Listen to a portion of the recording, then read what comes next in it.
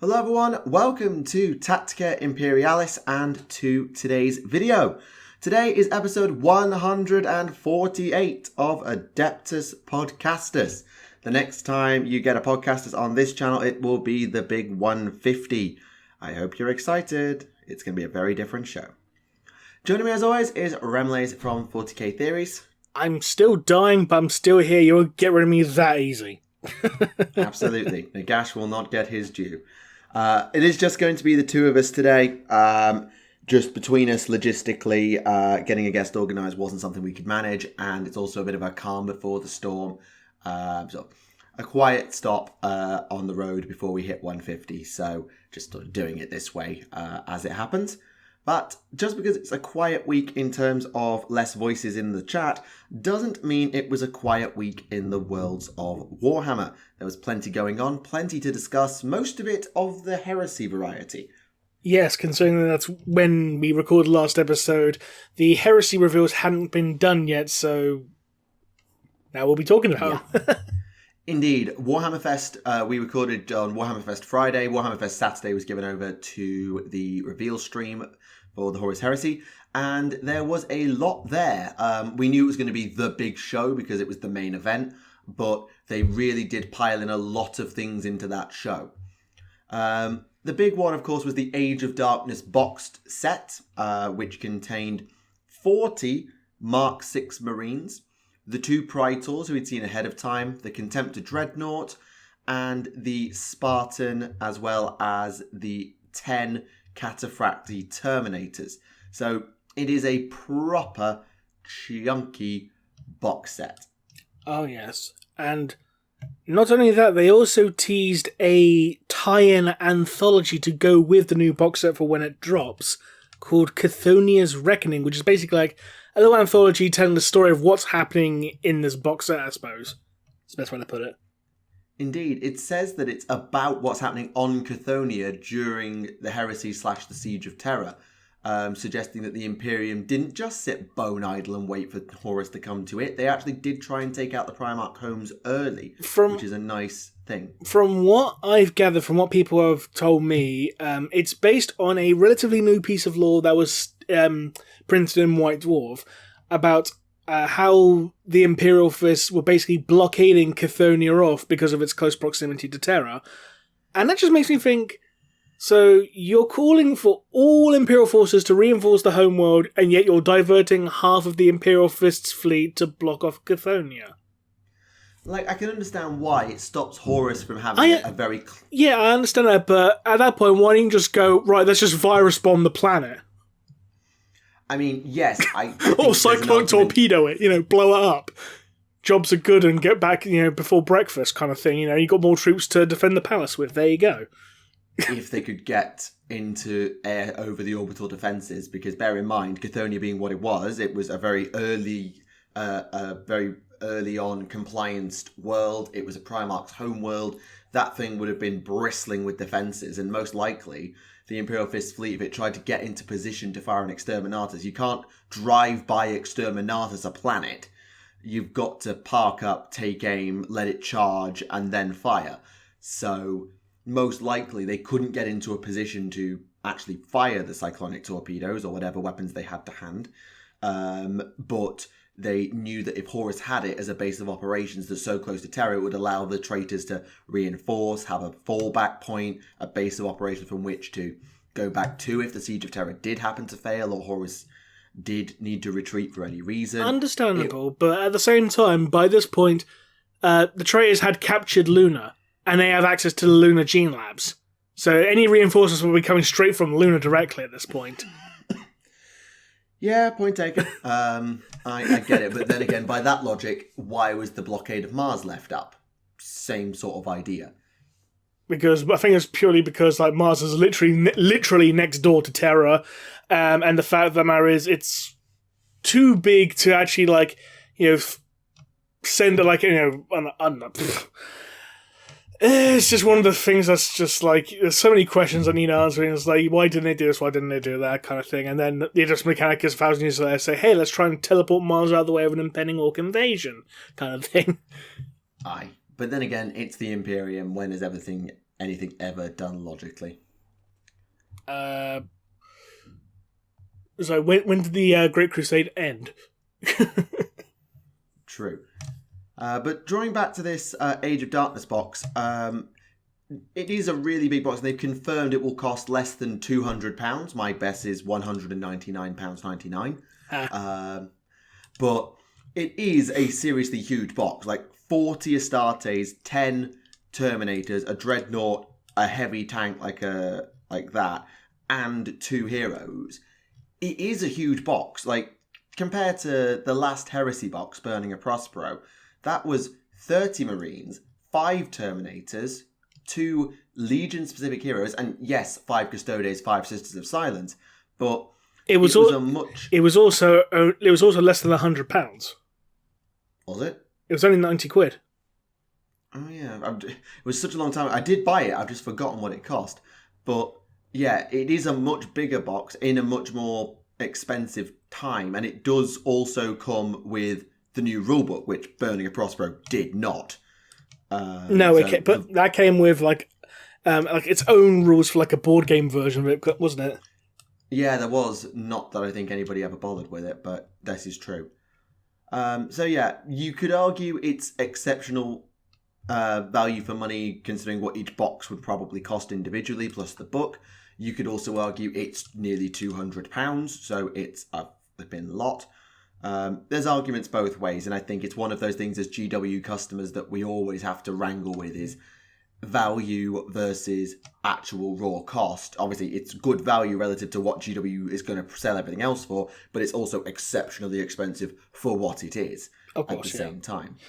And speaking of Burning of Prospero, Ahriman and Giga Felhound are getting separate releases now. Finally. It's been 5 years. I know that's pretty minor by the standards of other things, but it's been 5 years. Yeah. No, nearly it'll be 6 pretty much by that point. Yeah. Because it was around the time Podcastus starting that I bought that box.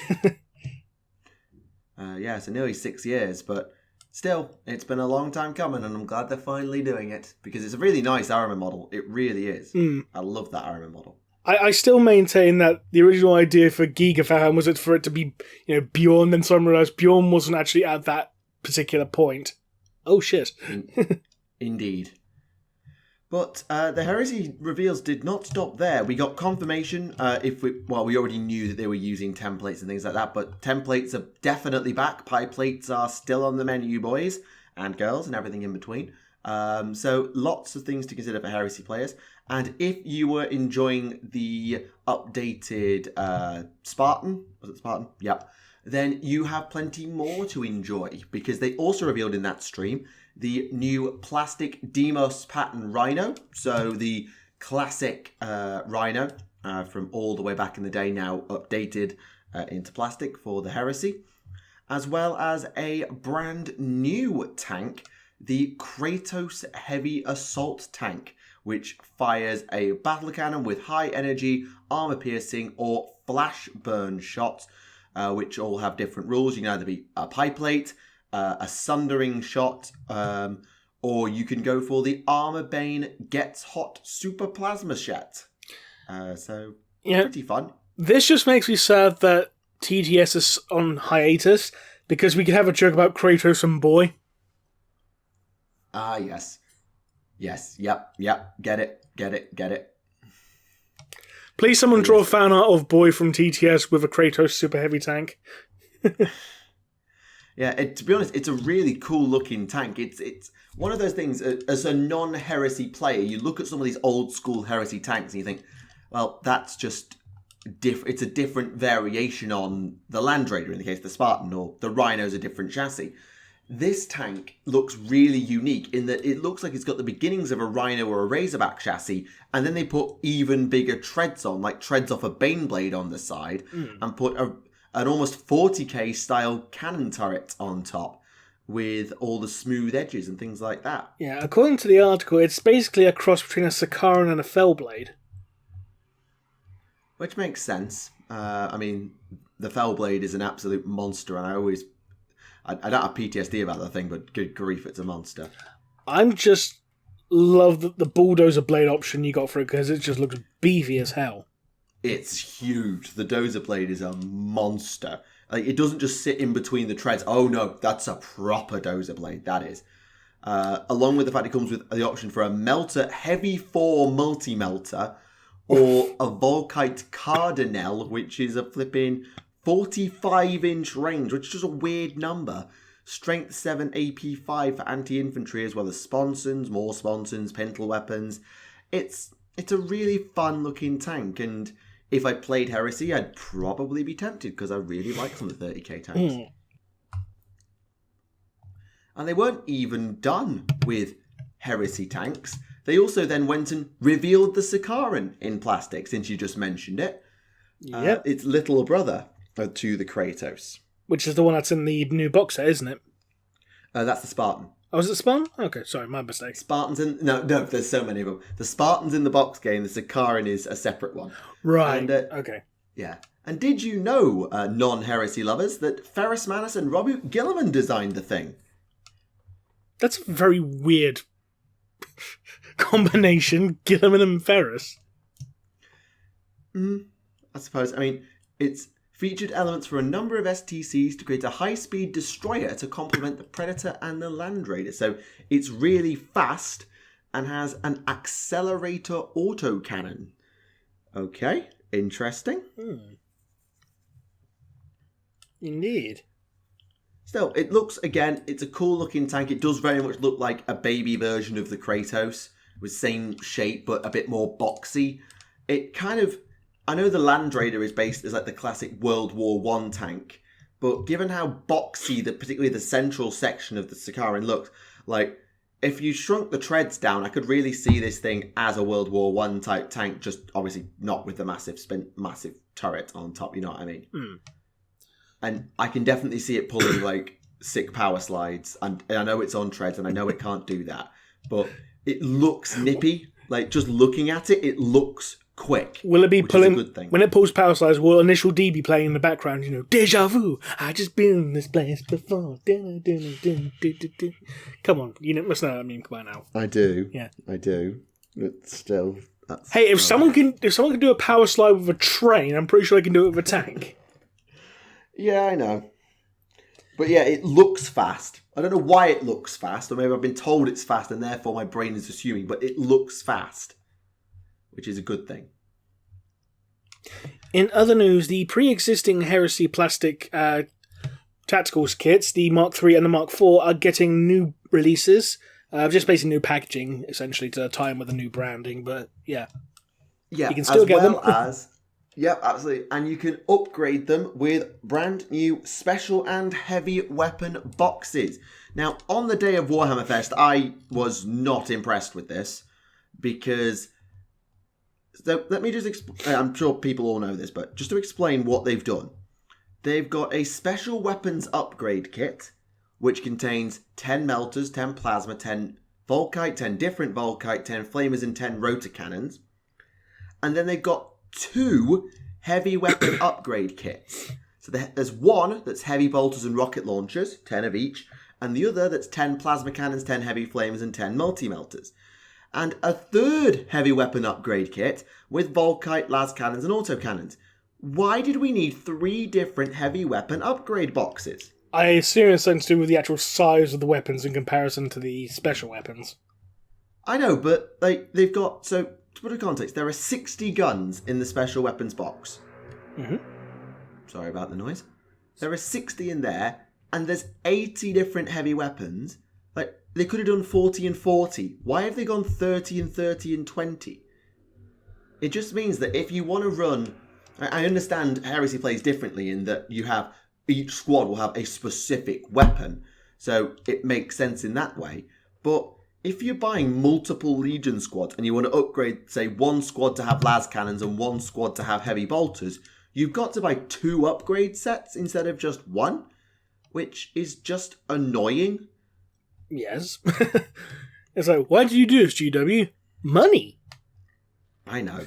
But they could have made an app. They could have made bank on one heavy weapon upgrade box that was just like 35 quid with 80 heavy weapons or something in it. That's just an absolute chunk of a box, but people would only probably need to buy it once. That's why I didn't do it. But I can see the inverse argument too. Like, let's say you want 20 las cannons. You don't have to have 160 other guns lying around because you just wanted the 20 las cannons. But if they're doing that, why didn't they do that for the special weapons? Because they're going to have the same problem if you want 20 plasma guns or something. I don't know, just odd. I do believe, though, that each of these kits is fully compatible with Mark 3, 4, and 6 armor. They've only attached the hands for that reason, so you can put them with any different type of power armor, I think. Which is nice. It's kind of essential, to be honest, because otherwise it would just be a massive rip-off. Have you not seen the chain glaive kits for the Night Lords? Like, if you want Terminators with chain glaive kits, you need to buy the chain glaive kit 5 times because it only has one Terminator hand in it. Yeah, see the point. And it's like for 5 chain glaives, it's like 20 quid. So if you want to get out 5 Terminators with chain glaives, you have to fork out 100 quid for them. Unless you're very good at converting. Yep, point taken. So yeah, there's a lot going on. With the Horus Heresy based out of WarhammerFest and all that stuff. So, and it should be noted actually that the tactical squads, you said they're just getting new packaging. That's not strictly true. They're also selling them in boxes of 20 now instead of 10. Okay, so they're putting more into a box. It's still a repackaging. It is, but it's a case of, like, for example, I know Legion tactical squads go up to 20, so it means that new players only need to buy 1 box instead of 2 to have a quick go of a legal army, and those who are properly bulking out their Legion don't have to buy as many boxes in bulk. Though, admittedly, if they make each of these boxes 70 or 80 quid per box, I think there's going to be a bit of a stink. They're probably going to put about at least 40, 50 quid each. I mean, but a tactical squad of 10 is like 30 quid before you even kick a ball, so... Yeah, be interesting to see what they decide to do and how much they decide to gouge. Because I know Heresy's a niche within a niche, but there's a line somewhere. Yeah. Isn't there? I'd assume so. But then again, you could probably just put an umlaut on the iron niche and it's a noosh or something, I don't know. I'm shit with umlauts. But you get my point, it's an uber niche. I do, I get you.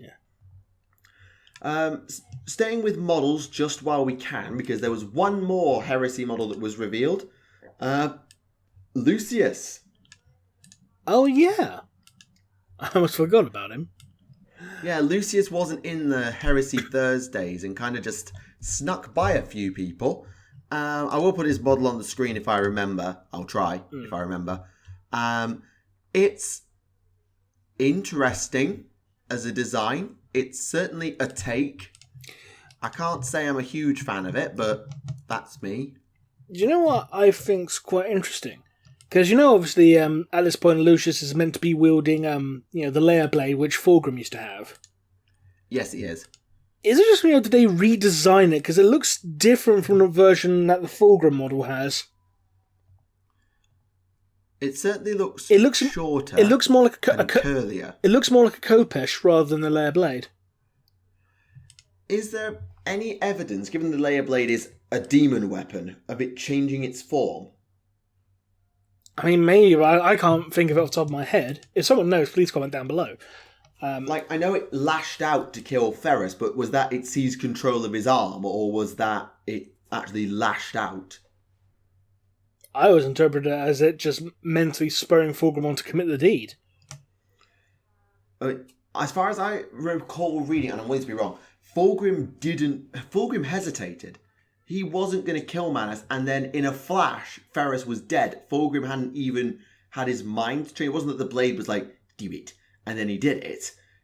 As far as I read it, and I'm willing to be corrected, it sounded like the layer blade almost subconsciously did it. Or took it into its own non-hands and did it. I suppose you could leave up to interpretation, but I always took it as more of like, do it, fall to the dark side kind of thing. Because it was like that moment he pretty much, gave himself over to the demon and allowed himself to become possessed, and then his soul got trapped in the painting, then he took his body back up with reflection cracked, and that was after Fabius Bowl melted it off his foot with a blowtorch. That happened, by the way. He melted off his foot with a blowtorch. Fulgrim's story is weird, is what we're trying to say. That's putting it mildly. But speaking of Primarch stories, they also revealed the next book in the Primarch series, which is Rogel Dawn, the Emperor's Crusader. They literally just drew his model. I mean, have you seen the official artwork for some of the cards in Horus Heresy Legions? It's literally just like a rotoscoped model. Yeah, but that's a third-party cheap-ass card game. That's licensed by Games Workshop. Yeah, but it's licensed by, not made by. They still commissioned original art for some characters, like Lotara Saren, for example. Because she doesn't have any. Even so, they still went out and commissioned things. Right, and then you got like an Ogrim, which is literally just an Ogrim with a rotoscope filter. Yeah. But either way, it's a suitable cover. It's going to be set during the Great Crusade. Naturally. Given it says as the Emperor's Crusader. Makes sense. Not to mention it says it sees the Primarch of the Imperialis tasked with expanding the Great Crusade by his immortal father. Yeah, and also confirmation that the Emperor is immortal. Well, at the very least, he was immortal. We don't know if he still retains it after Horus beats the shit out of him on the Vengeful Spirit. Of course, there's ifs, buts, and caveats around that, but worth mentioning that they've actually said the Emperor is immortal in official literature somewhere. I mean, the Horus Heresy books have flat out called him a Perpetual multiple times at this point by now, so... yeah, good point. Yeah, sorry, being dumb. Calling him immortal, just saying he's immortal is basically the layman's term of it. It's like, Perpetual, what's that? Immortal? Oh, okay. Yeah, fair point. He's a Highlander. Agreed. Yeah. But yeah, so that, I think, apart from new Imperial Fist hats, which was the Heresy Thursday yesterday, it's just Imperial Fist hats. Which are literally just yellow grey knight helmets. With laurel wreaths. With laurel wreaths, yeah, but they're just yellow grey knight helmets. Indeed. But yeah, that's the thing. Which makes you think, wait, where the hell did they get them from, considering that, all the Grey Knight stuff is meant to be manufactured exclusively from Deimos? So where did these guys get them, considering that the Grey Knights were gone at this point? I mean, they kind of look like variations. I mean, it's because it's from Mark 6. They kind of look like variations on the Mark 3 helms as well. So it could be that they like the design from Mark 3 and sort of modified Mark 6 to look like it. Maybe. Even so, it's still funny, though. It's still different. It's still a bit weird, but it's a thing, I guess. Yes. Yes, that's everything heresy related in... Oh my god, that still took 20 minutes. Aside from all the Heresy Legion articles, I'd actually give you ideas about their doctrines and stuff like that for Tabletop. Oh yeah, they did do that, didn't they? Yeah, and I also just want to point out, Games Workshop giving Perturabo the shaft again, because all the with the exception of Lionel Johnson and Comrade Curse, who don't actually have art like this yet, everyone else, Fulgrim, Ferrus Manus, Chagatai Khan, they all had their pre-heresy artwork from the Siege of Terror books as part of the article. Perturabo, who does have the artwork, did not have his post in the article because they hate Perturabo. Justice for Olympia. What do you... Sorry, hang on. I haven't actually read these articles because I didn't really care. Because I'm not playing it. I've literally done a 20-ish part video series on the Heresy Legions. I don't care enough to read it all again because I'm not playing the game. So do you mean this... the example for Khan is him in Mongol Genghis Khan attire with a white scarred stallion. Is that the art you're referring to? Yeah, pretty much. Yeah. Because I made a tweet about it the other day. I'll try to track it down. Maybe Tactica can put this on screen just to show what I'm talking about. If I can get the bloody thing right. So they all had the Primarchs all had their pre-heresy artwork. So Leman Russ looks like a Viking. Fulgrim's in an elaborate purple robe. Jagatai is in Roman purple robe. I said It looks Roman, though, to me. Yeah, I just said a robe that's purple. Yeah, I know what you said, but it looks kind of Roman to me. Right. And you had, Perturabo in his, effectively his scale plate, scale mail armor, and his artwork was not posted in his article, yet everyone else's was. Perturabo was just getting shafted by GW again. Yeah, hashtag justice for Perturabo. Hashtag justice for Perturabo. Let's get that trending, everyone. Come on. If we actually managed that would be mental. Yeah. I mean, there was some guy who managed to get Blood for the Blood God trending in the UK on Twitter, so... But that was something to do with Minecraft, apparently, which is weird. I don't claim to understand it, because Minecraft is just boring, but hey. Dear. You know I'm right. It's a boring game with a depressing soundtrack, and the only thing that's famous from it is everyone just going, ooh. Indeed. But it's interesting. I've actually decided to read some of these articles now. But, for example, the Iron Warriors, I'm sure they had this before, but they get shrapnel rounds. They can just have almost any bolter in your army can just have shrapnel rounds, which give up the AP value, or some of the AP value, for more shots or pinning. Which is just kind of interesting as a mechanic, and they're better against vehicles or automata, and I mean, yeah, I'm sure that those of you who play Heresy and are interested have probably found quite a lot of fun things in these articles. Now, in these articles as well, there's also an example of, an army painted by someone who's, been given an advanced copy of, the new box set, painted in Legion colours. And the one thing I do appreciate is the person who painted the White Scars army, a person called Henry Steele. He's got the new Praetors in it, but the one that has the massive cleaver axe, he's converted it, so instead of an axe, he's given him a Kanabo, which is basically a studded samurai war club. Yeah, it does look really good, kind of from... Yeah. That works, I love it, yeah. Yeah, we were talking, weren't we, with Oculus, or Leaky Cheese was it, I think, about how traitorish that Praetor looked. And yet that one, whilst it still looks evil, don't get me wrong, with the black shoulder pad and all of that, it still looks like an evil murder bastard. It doesn't look as evil as it did before. It looks menacing, but not like a definite traitor bad guy. Because I said that kudos. Because I said that the White Scars are probably one of the few legions that can get away with using that one particular Praetor because of the top not on the trophy rack. But yeah, changing the axe head out for a Kanabo club does a lot to change the character of the model, and it looks really good.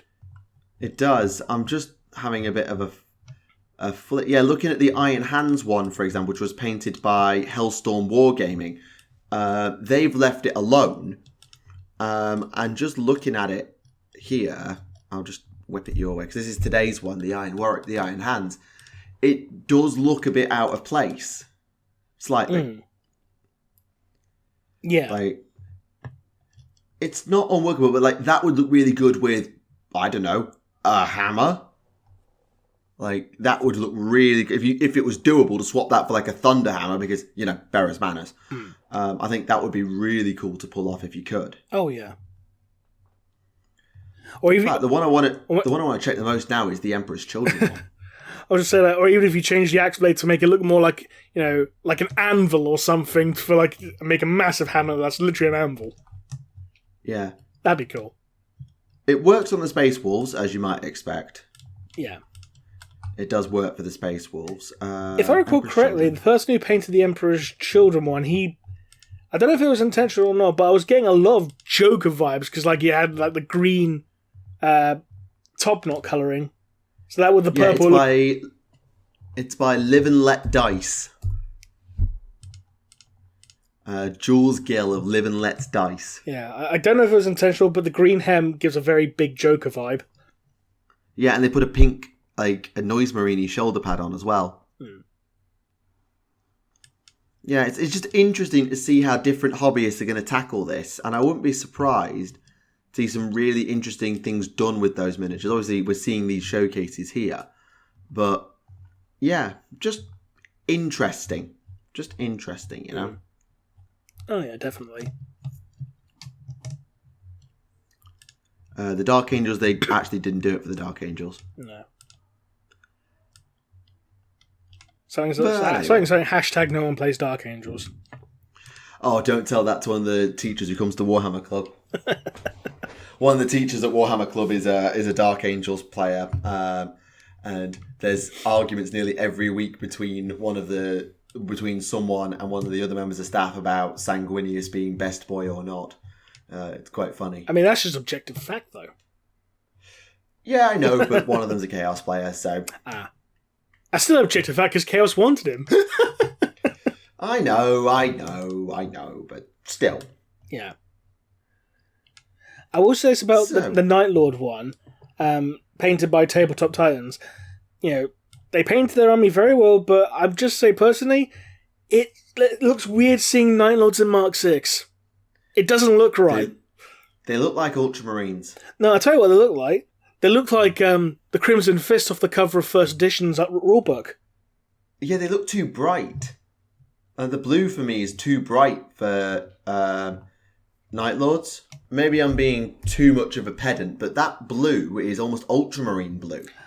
I wouldn't necessarily say it was too bright. I'd say it's probably due to the fact that it's too clean. Because like if you look at like with the Mark IV, Night Lord upgrade kit, they got things like like tattered flesh and bones and skull-faced helms and stuff like that, and you got nothing like that on Mark 6. I mean, obviously this is just a vanilla kit, but again, for Night Lords, they look way too clean, like too pristine. Whereas when Night Lords are meant to be like down dirty, not disease or decrepit like Deathguard, but like still gritty and grimy, all dry blood and shit. You know what I mean? Mm. Yeah, I get you. Sorry, I got distracted because someone posted and made a post about some of the squat lore that came out today, and let's just say that there's a bit of a reveal hidden in there. Oh, it's about the weapon, is it? Yeah. They taught the Tau. Ooh. So, let me just... I'm sorry, I don't mean to park the heresy, but I've just seen this and I can't not talk about it right this second. So, it talks in the article today, 20th of May, about the weapons of the Leagues of Votann.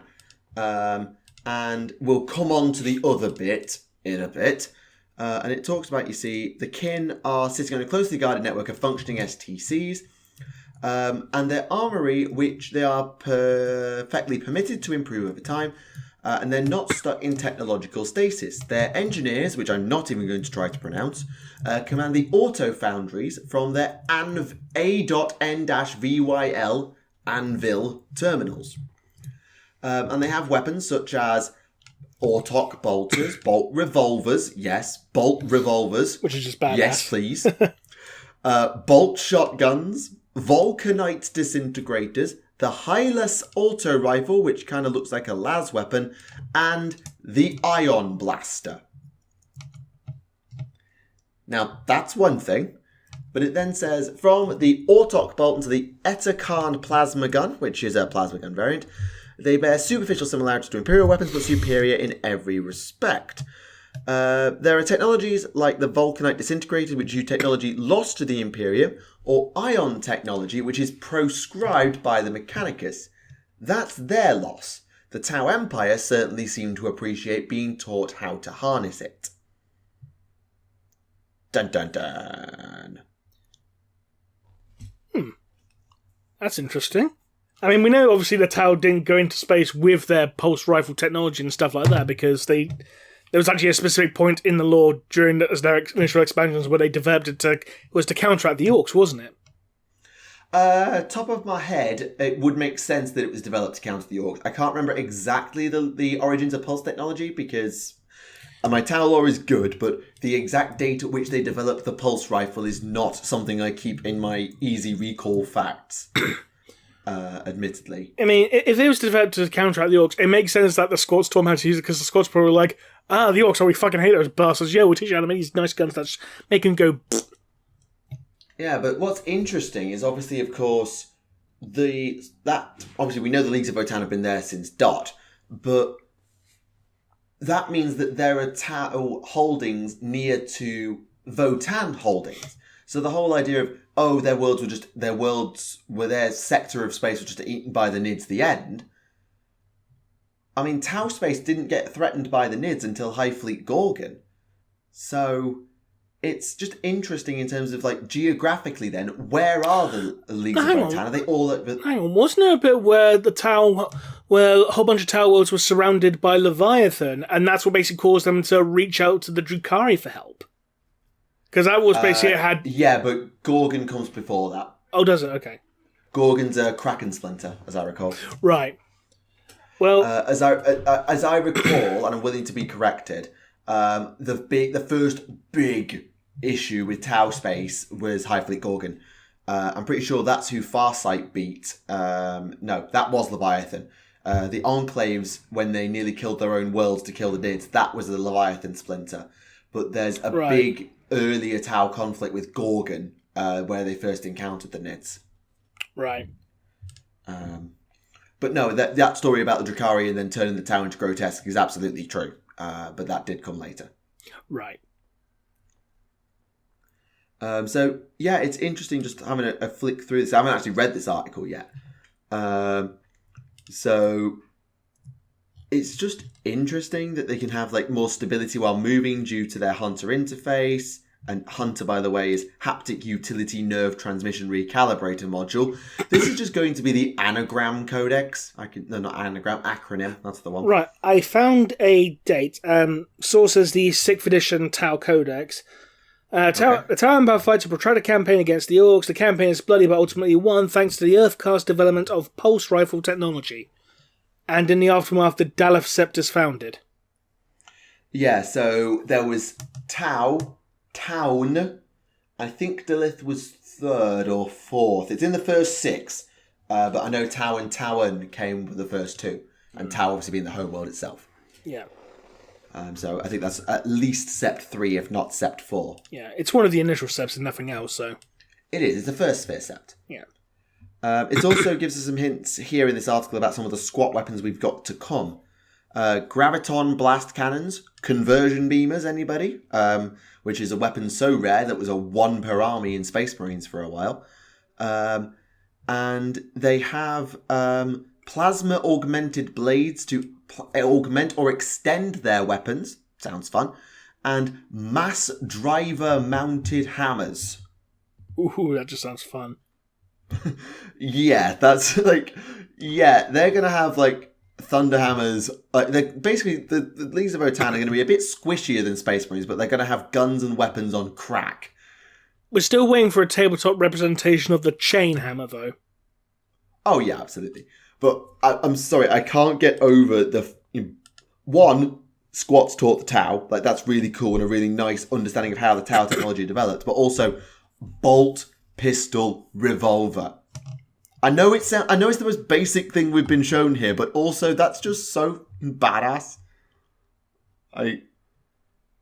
Yeah, sorry, struggling to get over that. Not to mention bolt shotguns as well. Which also have the drum barrel. It's literally just a bolt revolver with an extended barrel. Pretty much. So yes, looking forward to the Leagues of Votann. I still don't think I'm going to collect them because I've got enough projects to do. I think if I was to start another project tomorrow... Oh, that's a question that I never ask myself. If I were to start another project tomorrow, what would it be? Squads. No, actually. I think for me, the project I want to do is a Chaos Cult. Chaos Squads, like there you using... go. Sorry. No, like using all the new Chaos stuff and making a proper cultist army built around the Dark Apostle. Okay. I don't know why, but that's kind of what I want to do. Fair enough. Which is weird.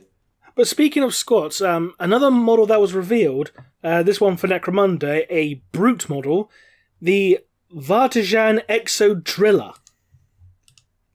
Indeed. So we saw the squat gang for Necromunda in WarhammerFest, just to be clear. This is not a, oh my god, squats in Necromunda now. There was a gang revealed at WarhammerFest for those who had forgotten. This is their heavy, their brute, if you will. Mm. Basically, they're equivalent of like an Ambot or a Zerka, essentially. Absolutely. It's named after somebody, Valia Vartajan. It comes with a piston-powered pulverizing fist, because someone at GW really fancied alliterating, and a seismic crusher. That sounds like a power attack that you just hear being called out in an anime. Seismic crusher! Thank you, you did it so I didn't have to. And it also comes with a squat heavy flamer or heavy bolter, so that thing is going to mulch a fair few things in its way. So yes. The funny thing is the artwork is using the clearly the heavy bolter variant with all the shell casings, but the barrel still looks like the heavy flamer. Yeah, it's interesting that it's only the absolute barrel on the end that changes between the two variations, which is kind of weird. But there was yet more for the Leagues of Votann, and yes, I'm flicking between squats and kin pretty much effectively now. But you know what? They've decided to do something with the squats that I don't think anybody was expecting them to do. Expecting. So it tells us the story of how they came to be as a race. So it's suggested there are certain articles of lost history deemed indisputable. So the first ancestors are from Terra. We get that. It's Terra, probably pre-Imperial. As prospectors, miners, etc., etc., etc. Nothing new there. Because whether that's true of the pre-Imperial humanity or not, they sent out mining colonies on high gravitic worlds. We knew that, and their destinations were near the galactic core. Nothing's changed there. At least as far as I understand it. Apart from possibly a bit of locations as the galactic core for high gravity, rather than just being random worlds with high gravity. I mean, they've always been worlds by the galactic core, so... Yep, that makes sense. So, here we go. The first ancestors are held responsible for clone skeins, or clone skies, depending on how you prefer to pronounce it, systems of stable mutations that underpin the entire genetic structure. The gene pool of the Leagues is stable, deep, and varied. It's not a race of clones. In practical terms, or not a space of identical clones. They are clones, but not identical ones, like Jango Fett in the Clone Wars. In practical terms, they have a species with denser bones and muscles than baseline humans, higher red and white blood cell counts, giving them formidable strength and resilience. In fact, their souls are engineered, with dimmer souls amongst the warp and no evidence of psychic mutation.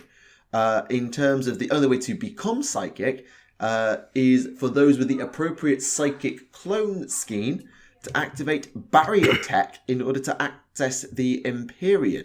So now this is actually a change from previous squat lore, because there was there were beings in Squat society known as living ancestors. These were squats who were basically grown so old because the average squat lifespan was about 300, but these guys can live up to 800. And basically, once they start getting to that age, they start developing formidable psychic powers. Like, I've been around so long, I've learned everything about the material world, I'm just going to become a psyker now. Kind of. Or what was the secret in their genetics that if they manage to make it to 500 years, the psychic gene in their chromosomes just flick the on button? Pretty much, yeah, actually, yeah. Once they reach past 500, they'll start developing psychic powers. I love how I completely guessed that number and I was still exactly right. Anyway, so yes, first ancient ancestors, whatever you were saying, living ancestors. Yes. And they were called living ancestors just because of how old they were. You know, you're 800 years old, you're basically an ancestor, but you're still alive, so you're a living ancestor. To which they just smack you over the head with an empty beer stein and say, "Get me another drink, laddie." Yep. So yeah, it's quite interesting the way they've done this. So they've not said no squat psychers, because they have the ability to access the Imperium, but it's using technology to access the Imperium. This isn't like humans where they are naturally sensitive to the warp and have to use tech to or training and sometimes technology like psychic hoods to harness, dampen, and control it. This is a case of, we are not a psychic race, but if you give us a genetic modification, we can be. And you can be if you also have the technology to do it. So there'd be no instances of, I would expect, demonic possession among the kin. Because the only way to do it would be to activate the technology, and unless the demons can also infiltrate that, then I doubt you'd ever have issues of demonic possession and the things like that, because you could just turn the barrier tech off when you're done. And then the demon would have no host. I mean, do you remember the demonically possessed, Necron Tomb World that was mentioned in the 7th edition Necron Codex? Wait, that's from 7th? Yes. Well, okay, never mind, I retract everything I just said. Literally, a demon prince basically, corrupted a Necron Tomb World, and the Necron Pharaoh basically woke up and were like, what the fuck? Yeah. Can we also point the word engineered soul out here? Yeah, that's interesting. I wonder what that's going to mean when they actually explain it in detail, because they're not going to explain it in detail. No, I mean in comparison to Warhammer Community article, because let's be honest, Warhammer Community, it does get things wrong quite a lot. I mean, true. Let's not forget the time when they said Remus Ventalis was a Night Lord. He's an Ultramarine. Or when and they keep spelling Conrad Kurz's name wrong. Or when they said that the Death Guard were the 7th Legion. That's the Imperial Fists. Yeah. Point being, yes, they make mistakes. Or when they said the Emperor's Champion was based on the 3rd edition, even though it's based on the 4th. Yes, soul engineering, because this has been a question before. I know we've been asked and answered questions about, can machines have a soul? Is the machine spirit a true soul type thing? And we've always leaned on the idea of no. Yes, no, I've always leaned on the idea of yes, because there was that story, Extinction, where basically it talks about the vengeful spirit, and it flat out states the vengeful spirit has a soul as true as any from a living being. But obviously, demonic, how much of that was then because of the effect of the warp upon it? Or we just say it's because of the ship's machine spirit, which is basically now because machine spirits are basically partially based on biological components. Let's not forget. I mean, literally on the... Do you remember that Land Raider cross-section diagram? Nope. Right, in 3rd edition, when the new Land Raider... I was barely born when 3rd edition came out. I'm explaining to the audience. Yes, I know. When the, quote, new Land Raider, which is the kit I think is still available today, came out, to tie in with that, there was a poster that had a cross-section of a Land Raider diagram, basically showing all the internal workings and all that. And one of the things inside that was a physical housing for the machine spirit.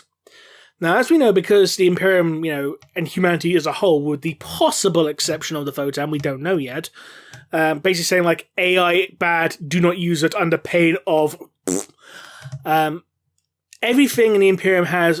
Every piece of technology, advanced technology, as in things like,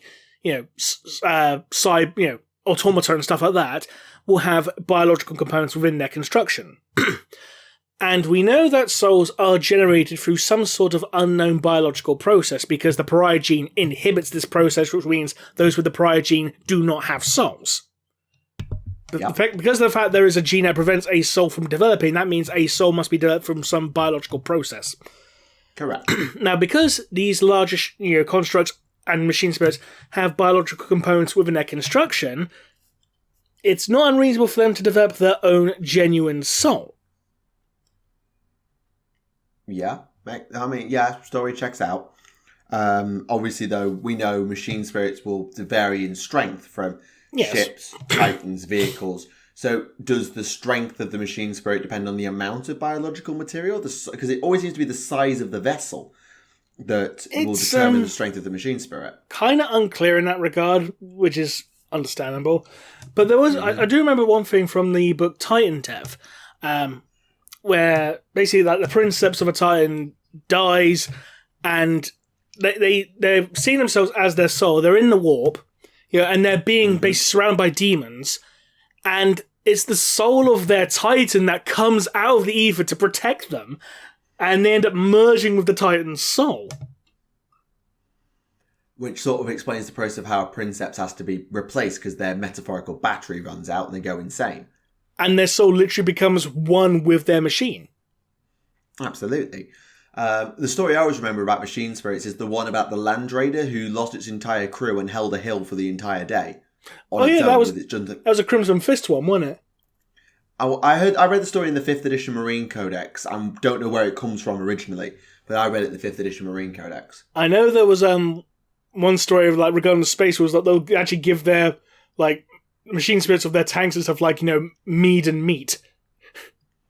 Here you got to let it drink up.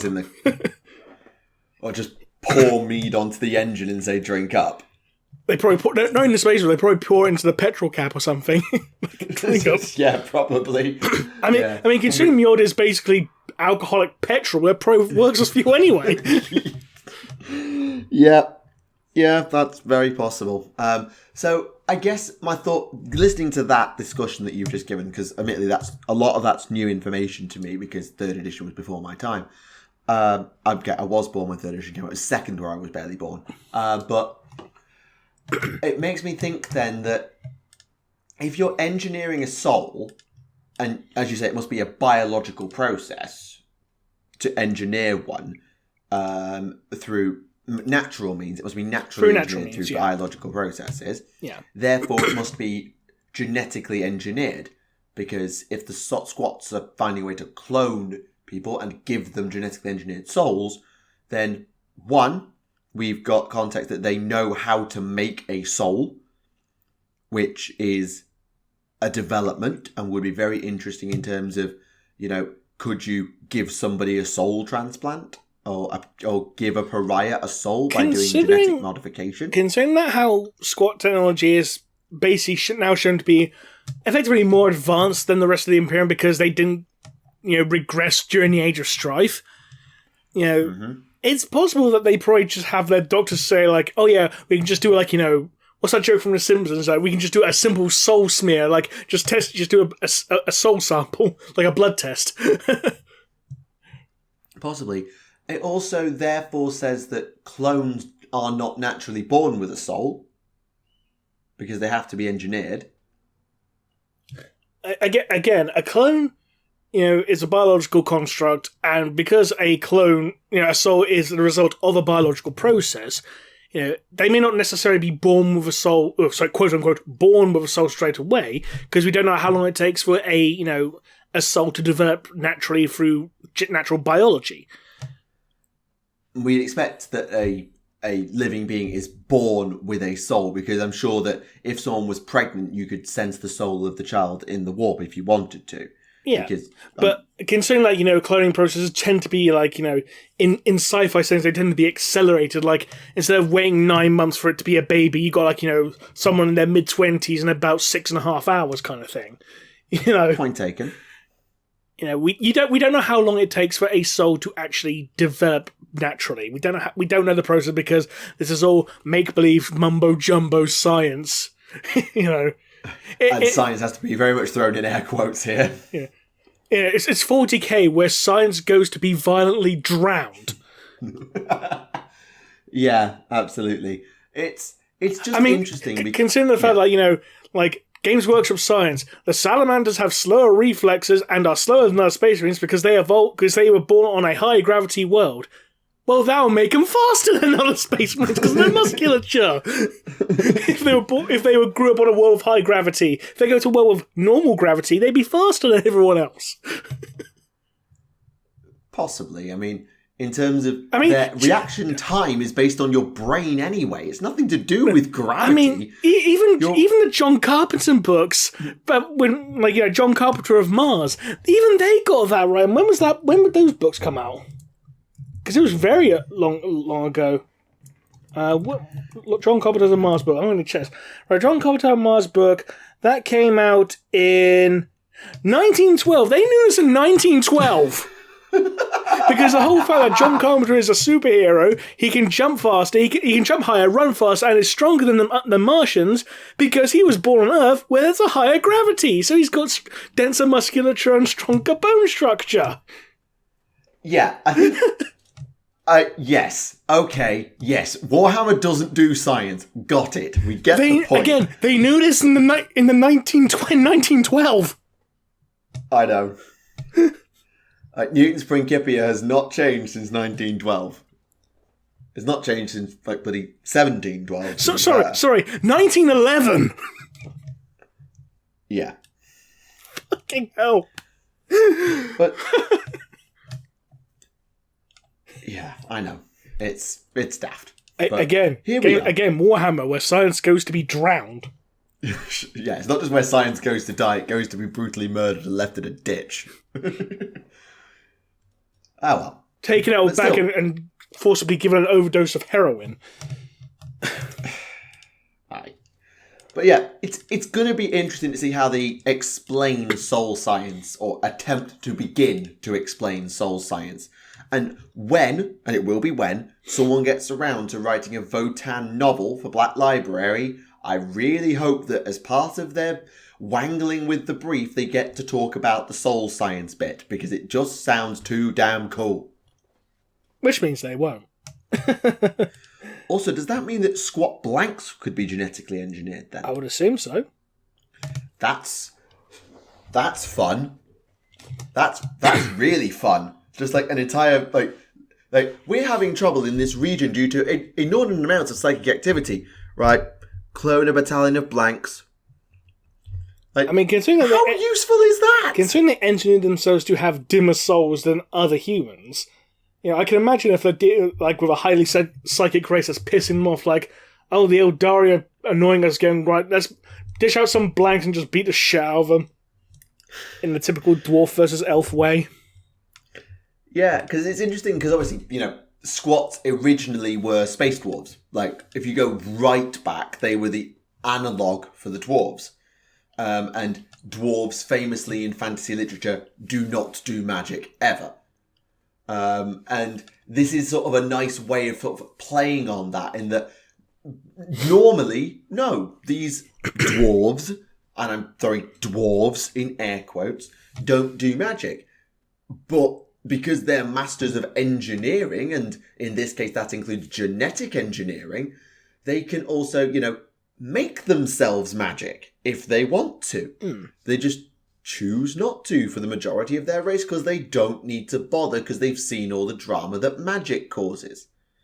I think, if I recall correctly, I think that's kind of what they did for Warhammer Fantasy Dwarves. They weren't incapable of using magic. It's just because culturally, they view magic as being, untrustworthy kind of thing. All the magic they had to basically engineer into runes rather than spellcasting.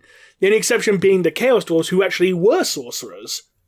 Yeah, Chaos Dwarves could have always been able to cast spells. This is true. Yeah, but regular dwarves, while magic is not unknown to them, they basically didn't trust it. So basically, they manufactured it into a form they could trust. Runes. And also were very good at dispelling it, because dwarves naturally had, I think, +1 to dispel rolls or something like that. Yeah, I think it was the same with Stone Trolls as well. Didn't play enough fantasy to know. Stone Trolls had additional +1 to dispel because they ate a lot of rocks, and that builds on immunity to magic. Logic. And you had the River Trolls, which were an additional -1 to hit in close combat because of how slimy they were. Yeah. They're still in the game. The Rock Gut and Fellwater Troggoths are still in the game. I've given away my Gloomspite Battle Tome to a student, so I don't have it to check exactly what they do now. It's a fun way that Warhammer has taken the dwarves don't do magic, elves do magic, dwarves are slow and stunty, elves are halty and fast and use bows, and still managed to twist it round just to be fitting in with classic dwarf aesthetic ideas, but with a completely unique Warhammer flavour, which is something GW's done very well for a long time, to be fair. Going back to Trolls quickly, since Sigvald's back in Age of Sigmar, did they ever touch upon the fact that he was killed by a troll and got pissed on after he died? They do point out that he did suffer humiliation at the hands of a troll at the end of the world that was, and that's why his soul was trapped in a mirror. Because he got pissed on. And Slaanesh got pissed off. Hey. But yes, there's a reference to it. He doesn't have hatred trolls or something like that, but There is a reference in his lore to his humiliation at the end of the world that was, which is why he was punished the way he was by being trapped in Shadespire. Right. So definitely looking forward to squats, because as much as I don't think I'll collect them, just the sheer lore implications of where they're going with this, of, hey, these guys have always been here. By the way, they're a race of pseudo-clones who engineer their own souls and also taught Xenos how to use ion technology and have loads of anti-grav tech and better guns than the Imperium. And I'm really looking forward to this book from a lore perspective. I really am. To be honest, I don't think anyone would have said the same thing about 10 years ago. They said, we'll bring out a squad because people are like, oh, yeah. But now they seem to actually be making an effort this time around. So it's like, I think that's why people were so excited, because, again, they actually do seem to be putting a lot of effort into this. Yeah, because I think a lot of it's pointed to the change in management around 2014. Was it 2014 or 2016? Around the time of AOS 1. I think just after or just before AOS 1 launched, there was a change right at the top of GW. I've forgotten his name now. Bob. It sounded like a sweet. Roundtree, I want to say, but I know that's wrong.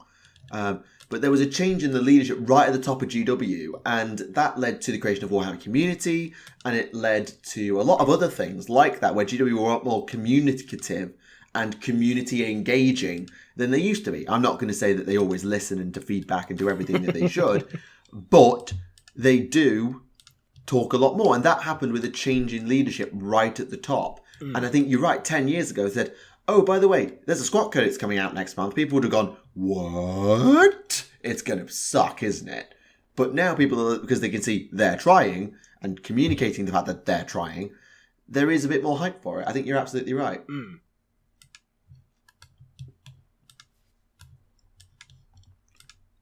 What else has come out?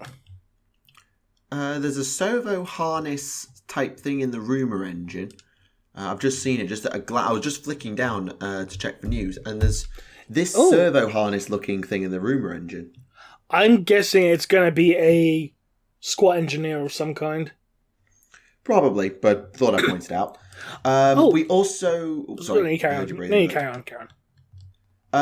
The other thing for 40k is we got to look at Combat Patrol Chaos Space Marines. They've revealed that, which contains Dark Apostle, 10 Marines, 5 Havocs, and a Hellbrute, which complements very nicely with the Eldritch Omens box, which of course has Chosen, the Mauler Fiend, and the Warpsmith, and combines further with the previous Start Collecting box, which came with the Venom Crawler and the Master of Possession and the old Chaos Space Marine squad. So just out of box sets and box games, you can create a pretty flexible Chaos Space Marine army with a range of heroes and units, which is quite cool.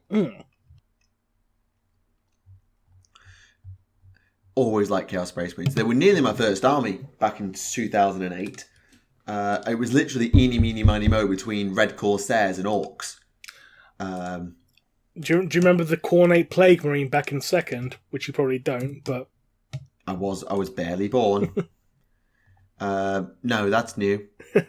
Literally, in the second edition Chaos Codex, in the colour section about Plague Marines, like you got a squad of Plague Marines led by a champion in Terminator armour, and the champion's got the Rune of Khorne on him. Because they weren't paying attention, clearly. Also, fun fact, that Terminator is actually based off of the Imperial Terminator Chaplain model. With the skull helm, yeah, I kind of see it. Literally, the only thing they've added is they replaced a Crux Terminatus with a skull hanging from his waist. They added the trophy rack to his back, and they just changed the arms. That was it. Fair. Easy enough. So on the 40k side, we've now managed to cover everything. On the AOS side, there was a new box game revealed, which is just the new Sylvaneth stuff that got revealed, Lady of Vines, and the new Gossamer Archers, plus a Tree Lord and some Kernath Hunters against Skaven with the new Deathmaster, Clanrat, Stormvermin, and a Screaming Bell in one of the most ridiculous mismatches, and that's saying something. Like, Jesus, this is a mismatch. But we are where we are, I guess. Sorry, Skaven players. You got shafted in the box game. Again. I mean, at this point, they're probably used to it. I mean, they're still getting some more love than, Beast of Chaos players. Yeah, true. That's true. But we need new Night Runners and Gutter Runners before the Skaven book comes out, because they've done the Deathmaster, which they didn't really need to do because Deathmaster Snitch was actually quite good. The Gutter Runners and Night Runners are awful and really need an update. Aren't they the old Mortime plastics? I think so. But they've been around since as long as I've known about fantasy. What are they called again? Night Runners and Gutter Runners. Night Runners. Alright, I'm just going to have a look at them. No, I don't want some fucking racing game. Fucking Google. Right, oh, yeah, they're from, that's one of the, box... Yeah, that's definitely from Mortime. The actual box game of Mortime, those are the plastics for them. Yeah, these are the Gutter Runners, the sort of more elite variant. Yeah, I think those were also Mortime miniatures. Like blister packs originally. Yeah, I mean, the Skaven Assassin, like not the Deathmaster, the old Skaven Assassin, before they did Deathmaster Snitch, sorry. Those models were, that were around for ages were absolutely terrible. I'm trying to find one on Google because, oh my god, the model was bad. All I'm seeing is Deathmaster Snitch. No, here it is. It was just, it was bad. Which version of Deathmaster Snitch? Because there was two models. The original Skaven Assassin. This model was the Skaven Assassin. The Batman one. Before Snitch. This was the one before Snitch was done. No, that came out after this version of Snitch. Because that's the original Snitch. Is it? Yeah, that's from 4th edition fantasy. Fair enough. I only really got anywhere near fantasy when 8th edition, the last one, came out. So my knowledge of Old Hammer is a bit rubbish. I mean, you should have seen the Skaven Assassins from 4th edition. Because they looked less Batman, but they had a bit more charm to them. I believe put it that way. Like, they actually looked like Assassins. They were holding cloaks against them and had like a dagger in their hands and stuff like that. Yeah. Why do I feel like I know... No, I haven't seen that model before. Yeah, that's one of the original Skaven Assassins. Yeah. Oh, this is going to be so much editing. I'm just going to put them all on screen at once so people can just work out which ones we're talking about because this is just too much editing. But yeah, that 8th edition Skaven Assassin looks too much like fucking Batman. That cape. That's not the... Yeah, I know what you mean. Is that right, I am the cheese. Right. News-wise, I think we are Black Library. covered. Black Library. Okay. News that actually goes on Warhammer Community. We are covered. Yes, they actually updated the Black Library coming soon page again. It must be Christmas. Yeah, they seem to be doing it nearly every episode. You seem to tell me they've done this. I know. I'm as shocked as you are. Ha. But yeah. So for Age of Sigmar, we have coming in June Prince Mesa's novel, which apparently is a character who's had a few short stories in Inferno magazine, getting a feature-length novel for a change, as opposed to a short story. To be honest, never heard of him until you added me in your Discord server about it. It's basically about an elf who fell in love with a human, and now he's heartbroken, wants to try and resurrect her. Kind of thing, from what I've gathered. Yeah, looking at this, yeah, I see what you mean. So basically, the first book in Warhammer Romance. There we go. I mean, if they were going to do a Warhammer Romance line, this is probably the first book they open up with, let's be honest.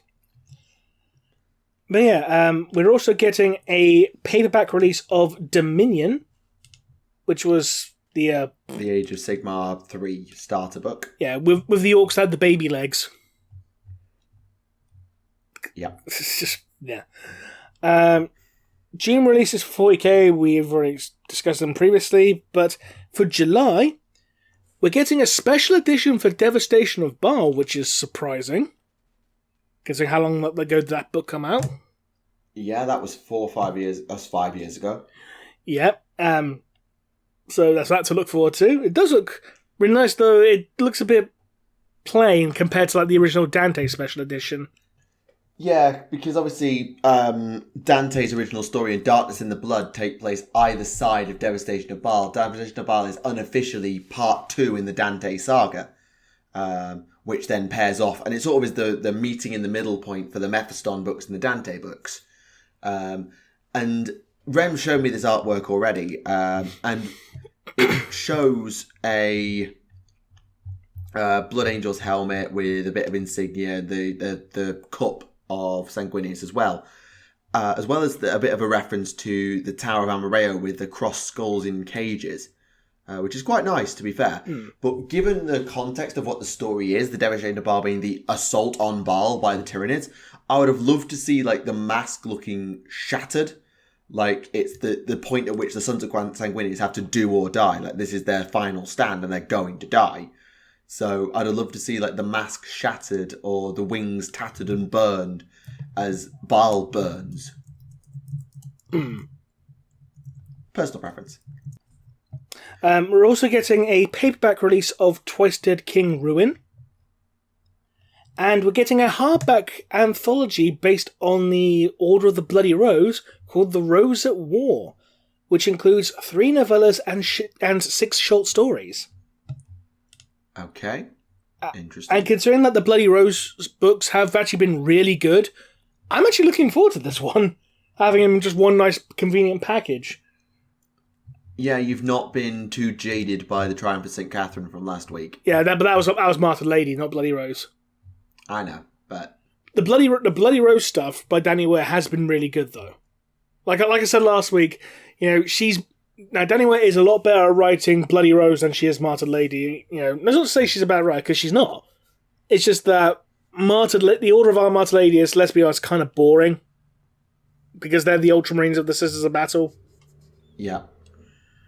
Whereas the Bloody Rose, they got like a dark past and they're very aggressive and stuff like that. So it's like, ooh, we got some badasses over here. They're actually interesting ones as well. Precisely. Limited edition for the Mortari novel comes out, but I think we already mentioned that. And we're getting German and French releases for the newest Gaunt's Ghost novel, Twice Dead King Reign, Volpone Glory, and Day of Ascension. Which is a lot, but good. Yes.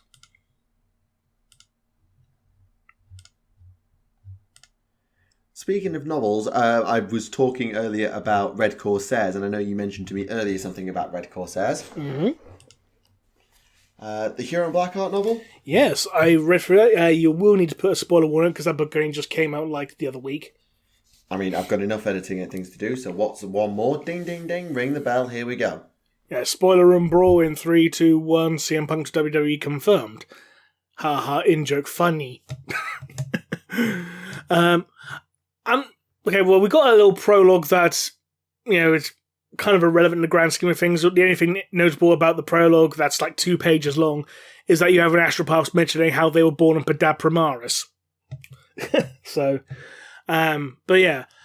We open up with the Red Corsairs performing a raid on an Adeptus Mechanicus mining facility.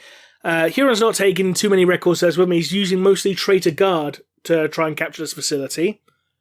And you got the leader of the Traitor Guard, who's like a Traitor Mordian. He comes up to Huron and says, "My lord, we've secured most of the facility." And Huron's like, "What do you mean, most?" "Well, my lord, there was one little area that's still being held, because it's a long corridor that's basically a killing field. There's no cover for us. We can't get close. But I'm sure your Space Marines can wade in nice and easily, to get things done." So Huron basically goes to examine this, and it turns out it's not Skitarii or anything like that. It's an Adeptus Mechanicus datasmith and 5 Castellan robots. Oof. And even Huron's like, "Yeah, I'd rather not throw my own troops against Castellan robots if I can help it. I mean, yeah, there's only 5 of them, we can whittle them down, but, they'll give us a bloody nose, So Huron basically starts talking to the Adeptus Mechanicus datasmith, basically like broadcasting messages saying like, "Hey, you got some nice robots. I could use some robots. Do you want to join the Red Corsairs?"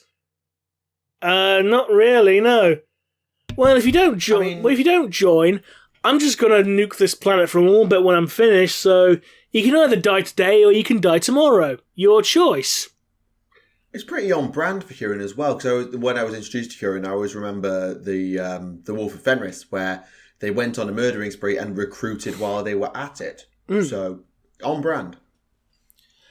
And the Deismith basically thinks over and goes, all right, I'll join you.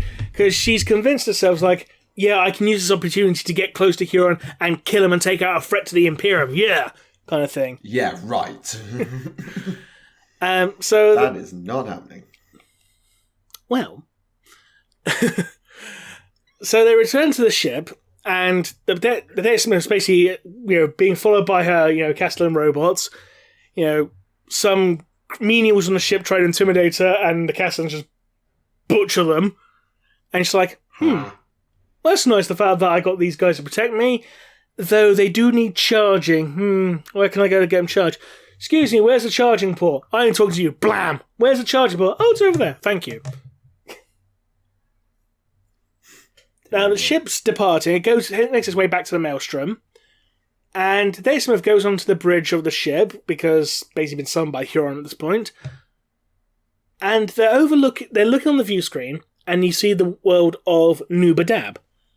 And the Deismith is basically kind of like freaking out, because like, why is the sky like that? Why is everything all weird and multicolored? And Huron's like, you've never seen where the warp and real space intertwine before, have you?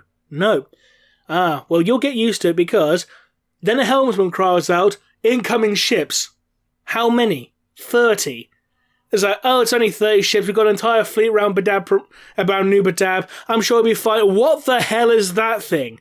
Because emerging from the warp is a Gloriana. What? It's the Macrag's Honor. Double what? Oh, wait, hang on. I know exactly what's happening. This is the Terran Crusade. Yeah. So, right. My brain just didn't catch up there for about 30 seconds. It's the Terran Crusade. Yeah. Duh. We're being hailed. Well, this should be interesting. On screen, it's not Guilliman. It's a Red Corsair who's a former Angel and Carmine called Vengar the Apostate.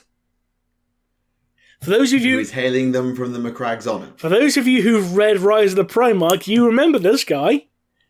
Because he's the guy who caught Rabute Guilliman. Yes, that makes sense now. It's like, hello, Huron. I bring a gift. I captured Rabute Guilliman and caught the Macrag's Honor. It's like, you got Rabute Guilliman with you.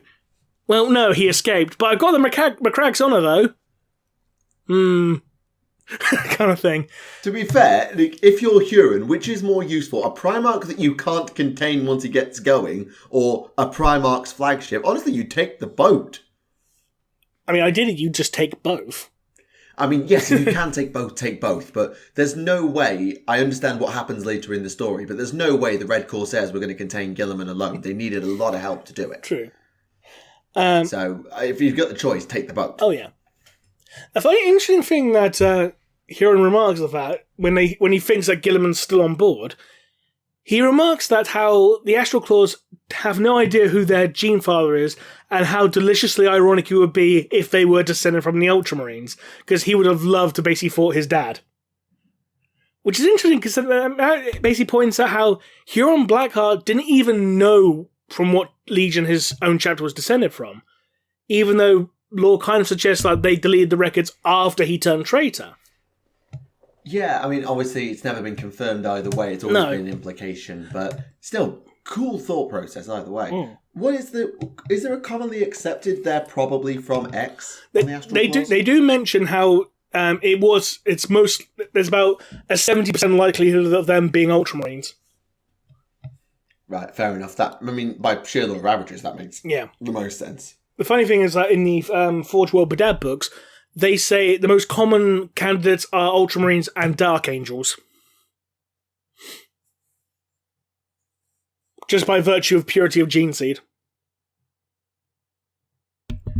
Yeah, fair enough. I mean, also being secretly betraying the Imperium behind their back. Sorry, Dark Angels player. So, the Macrag's owner, it turns out, is not being very receptive to Vengar the Apostate because it refuses to fire upon other Ultramarine vessels, naturally, because the machine spirit is very strong.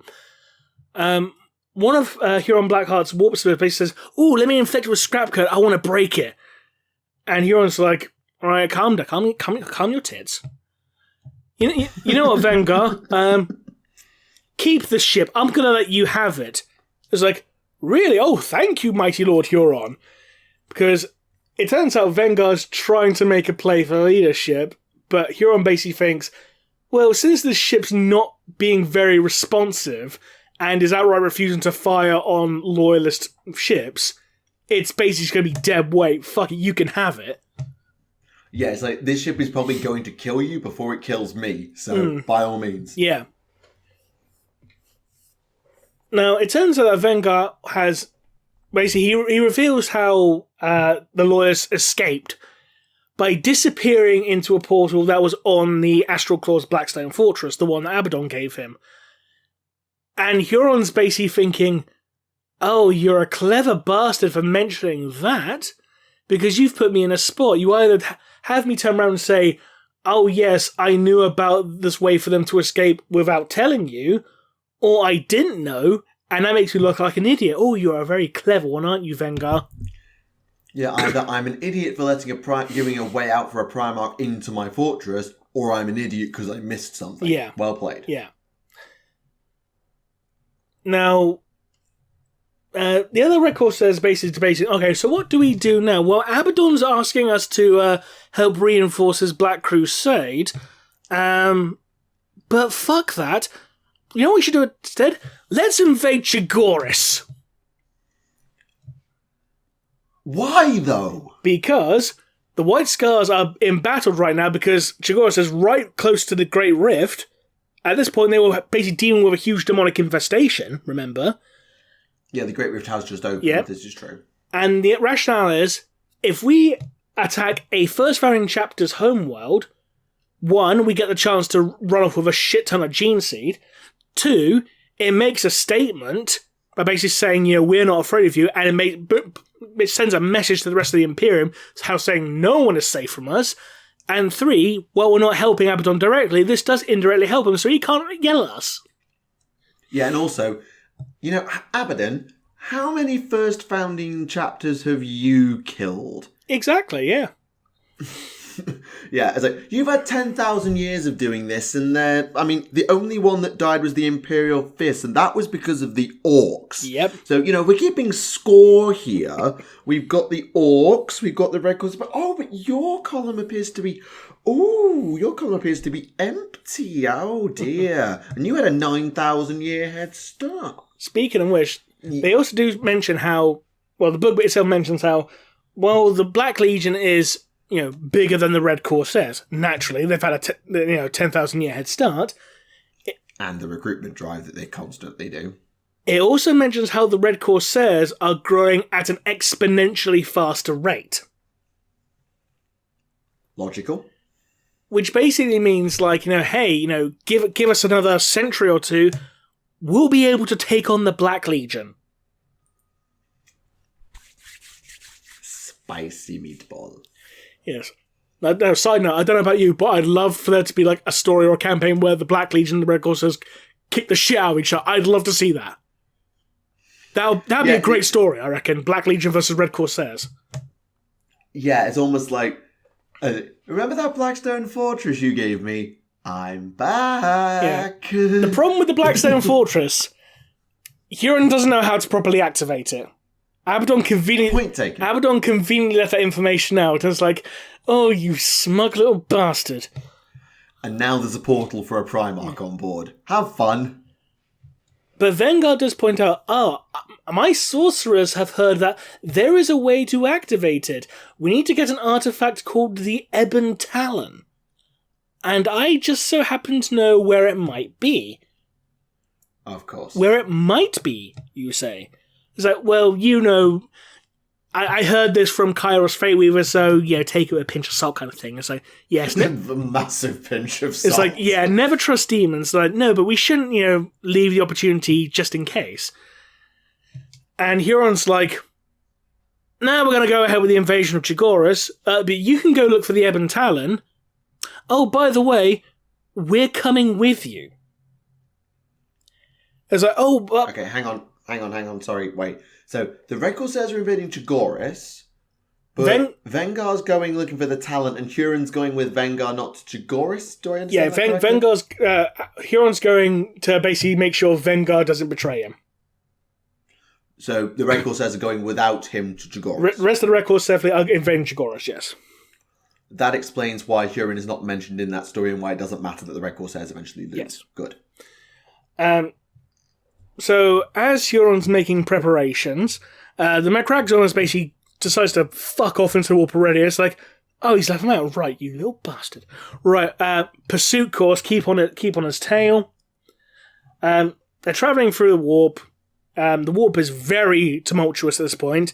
It appears that Vanguard deliberately chose the most unstable path to try and shake off Huron.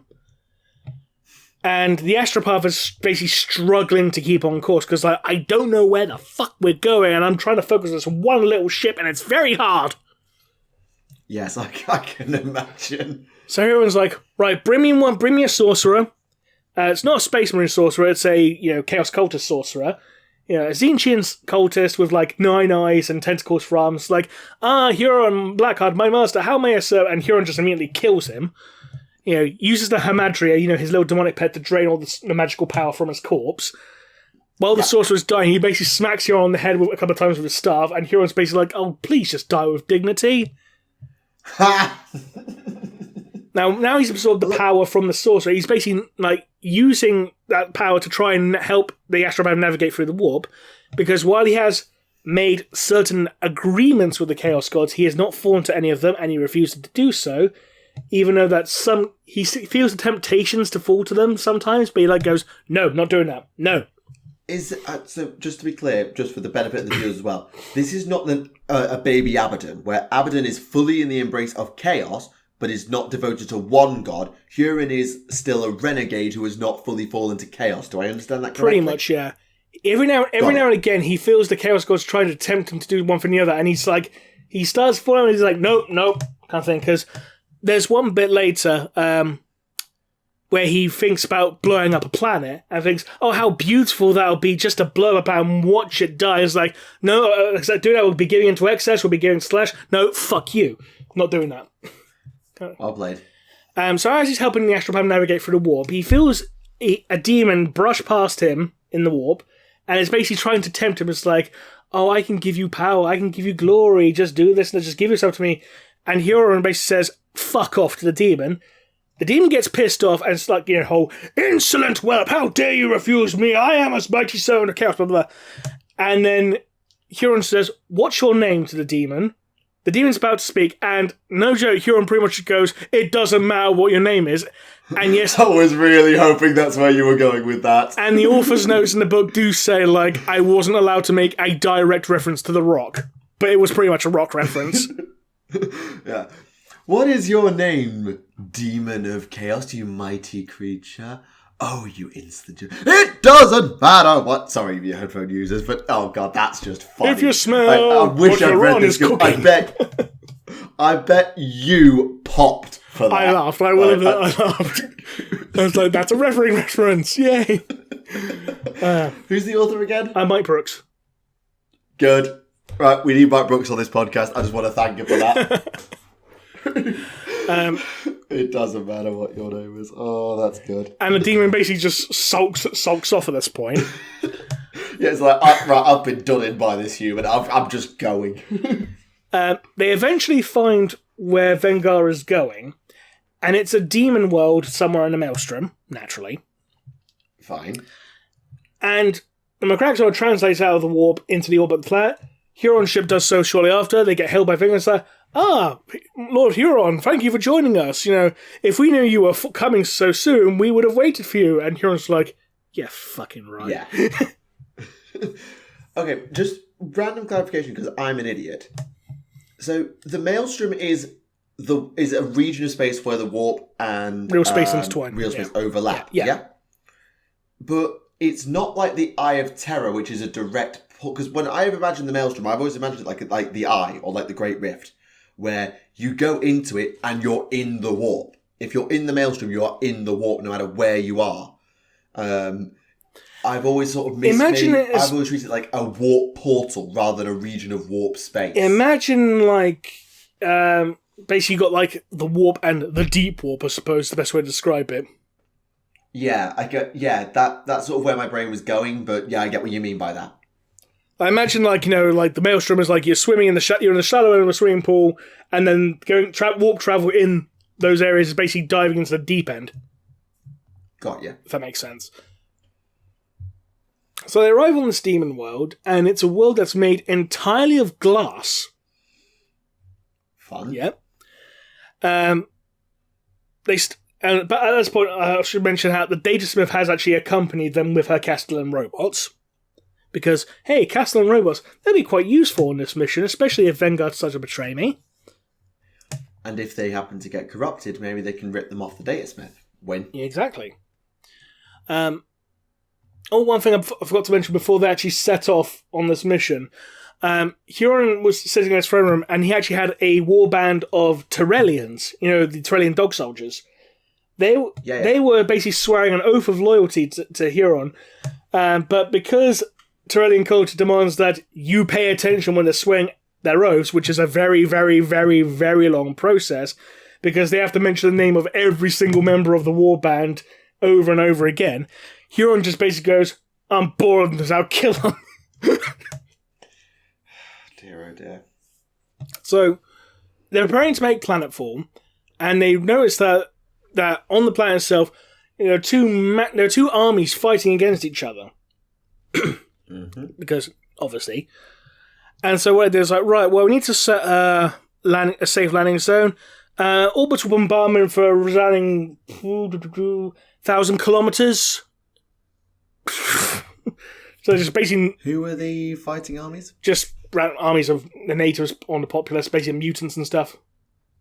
Oh, fair enough. Wasn't sure if it was like demons or cultists or something like that. They're basically cultists and mutants. Yeah, fair enough. Because it's basically like a feudal world in a way. Very primitive. Mm-hmm. Wasn't sure if it was some sort of elaborate trap that Vanguard said to them. These are actually his cults or something like that because it's all a trap. No. So they set planetfall. They basically make their way towards this mountain where the Ebon Talon is said to be located. Basically just butchering their way through, the armies as they do. And they get into the mountain. Like they meet up with Vengar and his guys who are already there. And as they're walking through the inside of this mountain cavern, where there's like a river of blood, obviously because chaos, had to be fucking blood, didn't it? They're walking through into the cavern, they see this massive chamber where the Ebon Talon is, and you have these 3 monstrous guardians emerge, and they start wrecking shit up between both Huron and Vengar's men. Like, they seem to be completely immune to bullets, blades, whatever. And then eventually, Huron realizes, oh, this is a Tzeentchian world, and these things have 9 weak points, because 9 is the sacred number of Tzeentch. You need to strike all 9 of their weak points before you can kill them. What is this, a Dark Souls boss?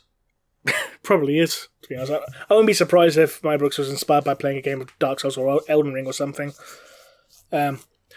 Also, side note, Bloodborne is far superior to Dark Souls. Sorry.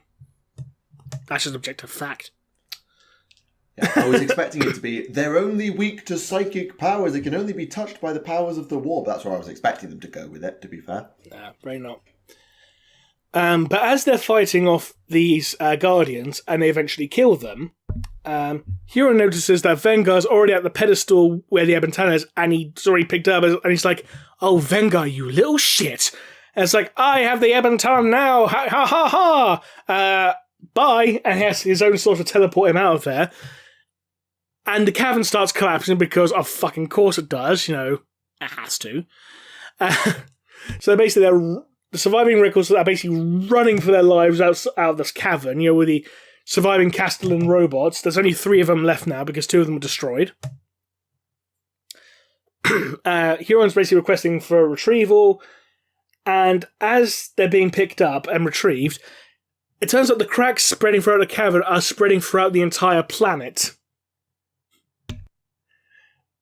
Oh dear. That's a self-exterminatus waiting to happen. Yeah. And it's like, oh, for fuck's sake, kind of thing. But get me it. What? I miss the days when we just had Thunderhawks on standby for every pickup. He had a Stormbird for pickup, though, in fairness, so. Yeah, fair. Now, he returns to his ship, and he realises Vengar now has the Ebon Talon. He has the Macrag's Honor. He's now going to start gaining more power and influence. He might be able to challenge me soon. I need to nip this in the bud. Now he's especially if he can turn that Blackstone Fortress on. Now he tells his closest subordinate, I'm going to prepare for my meeting with Vengar. Do not disturb me under any circumstances if you value your soul. Locks himself in a room for a few hours, comes out later, and he basically goes to the Macrag's Honor, as the Macrag's Honor is basically now going to be leading an attack towards Chagoros. It's basically leading the second wave. But as they do, they're stopping off by, I forgot the name of the world, but it's the home world of the Invaders chapter. Oh, okay. Because White Scar's successor makes sense. It's on the way. They've been devastated by the opening of the Great Rift. Take them out, get some last minute supplies, kind of thing. Some gene seed. Bob's your uncle, kind of thing. And it turns out that the Ebon Talon. Oh, they're not actually White Scars, they're Imperial Fists. I'm an idiot. And they're preparing for an attack on the Invaders' homeworld. Ogress. Ogress, that's it, yeah. And part of this warband, part of the record says warband, is the Wolf of Fenris ship. Oh, I love that ship. Yep. With their traitor Space Wolves on board. Yeah. Yeah, the traitor Space Wolves, they're refusing to stay in formation because, they like to attack things, even though they were ordered to hold back by Vengar. And you do. Yeah, and Huron's like, well, Vengar, you're supposed to be in charge of this attack. What are you going to do about it? Huron says, mocking him. So Vengar basically takes the Ebon Talon, and it turns out he is able to use its power to basically shoot a beam over that crystallizes pretty much anything it touches and turns it into brittle glass that shatters. Lovely. And he uses his power. He demonstrates it by shooting. I think it was like a member of the ship's crew or one of Huron's bodyguards. And Huron realizes, right, this is going to be a problem. Shit. Now, at this point, Vengar's already threatened the Wolf of Fenris. So the Wolf of Fenris has basically started coming about and started shooting the Macrag's Honor. Because you don't piss off Space Wolves, even Chaos Space Wolves. Even less than regular Space Wolves. And Huron basically right, yeah, fuck this, I'm taking you out. Vengar tries to use the power of the Ebon Talon to shoot Huron, but thanks to the Hamadria, he was able to predict when it was to be fired, so he could dodge it. Because thanks to the Hamadria, he can see where war-based powers are going to go and come from. He can see all the trails before they happen. Yeah. And effectively starts beating the ever-loving shit out of Vengar, as you do. I mean, my favourite manoeuvre whenever you think of Huron is impale through the stomach with the talon and flame it up. That's a fatality and a half. Just impale with the talon and have the flamer buried inside and just flamer right up through the body and through the head. I know I'm being a bit grim with it, but the funny thing is, when he says yeah, I'm gonna take you out now. Vengar has his back to it, and Huron just hands up, flames him from behind. So fuck you. So Vengar's bodyguards, which are 2 possessed, they charge at Huron. Huron's like, no, fuck you. Smack. Now, while this is happening, the Datasmith, thinking as a way to, a little bit more context. While they were escaping the cavern, she had one of her Castellan robots retrieve a dead Astral Claws Terminator. And Huron was like, is he still alive? He's like, no, he's dead, but it's Terminator armor, and I thought you might want it because it's rare. And it's like, I owe you for this. And this is basically what Huron's basically the favour she's called in from Huron. But she's delaying the Macragzorna long enough for her to get to the engine room. Now, while the Dark Mechanicum are taking down the Cold Mechanicus, replaced with their own Chaos version, and basically going, "What the fuck are you doing here?" Daisy basically orders a cast and start wrecking shit up in the engine room. She's willing to blow up a Primarch's flagship. Or no, she's sabotaging it. Okay. Even though she's like, I was gonna even say. though it's like, oh, I really don't want to desecrate the engines of a Gloriana because it's so beautiful. But I got no choice. So the Macragzorna is basically stalled. It's been delayed. It can't move at this point in time. What's a warp wake? What? It's the Indomitus Crusade! Dun, dun, dun, dun, dun, dun, emerging from the warp. And this is where Guilliman gets the Macragzorna back. Because when Huron previously said, "Do not interrupt me," what he was doing was broadcasting an astropathic message. To Guilliman. To the Indomitus Crusade saying, I have the Macragzorna, come and get it. Oh my god, Huron. I remember getting a bit confused in... we talked about the Macragzorna going missing and then being found again, but this was before, wasn't it? So never mind, ignore me. So yeah, fun move. Well done, Huron. Putting your life on the line a bit there, because if you mistime that, you're going down with the ships. But fair enough. Yeah. Vengar is basically lying, dying, and he just goes, say hi to Guilliman for me, and he teleports out using sorcery back to his ship, and he goes, right, let's go, everyone, because let's be fucking honest, the Macragzorna's not going to fire in upon an Imperial fleet.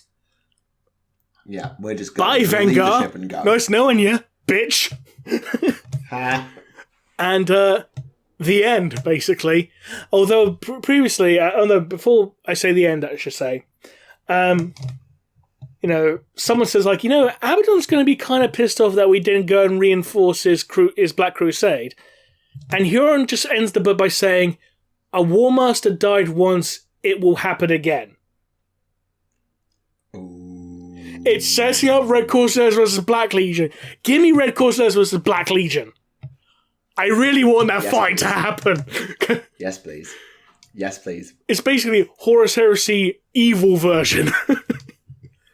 Yeah, it's like one of those of it's like your two top heels, you just want them to fight. Big ol' hoss fight. Indeed. I will say, obviously, you've summarised the whole story, and it sounds really good. References aside, it sounds really good. But what I really like is that Huron he's still a politician and a statesman. Yes, he's a Chaos Overlord. Yes, he runs Nubadab with an iron claw. But he still plays the game. He still knows how to communicate. He knows how to lead. He hasn't just, as you say, by the fact he's not fallen to chaos properly. He's still himself, and everything he does is for his own reasons. And he's not too proud to say, you know what, I probably can't win this. Get the Imperium in, and actually ask for help in a roundabout way to get the Imperium to come and take our rival, bail him out. Exactly. I wouldn't imagine a Black Legion warlord or any fully corrupted traitor to ever think, "Hey, we could call up the Imperium and get them to come and deal with this problem." Yeah, because what a lot of people forget about Huron Blackheart and compared to someone like Abaddon, that Abaddon is a great general, he's a great warrior. But Huron, he's a great general, he's a great warrior, and as you said, he is a politician because he was a former planetary governor. Yeah, he wasn't just a chapter master. He not only that, he was not only a planetary governor, he governed an entire sector.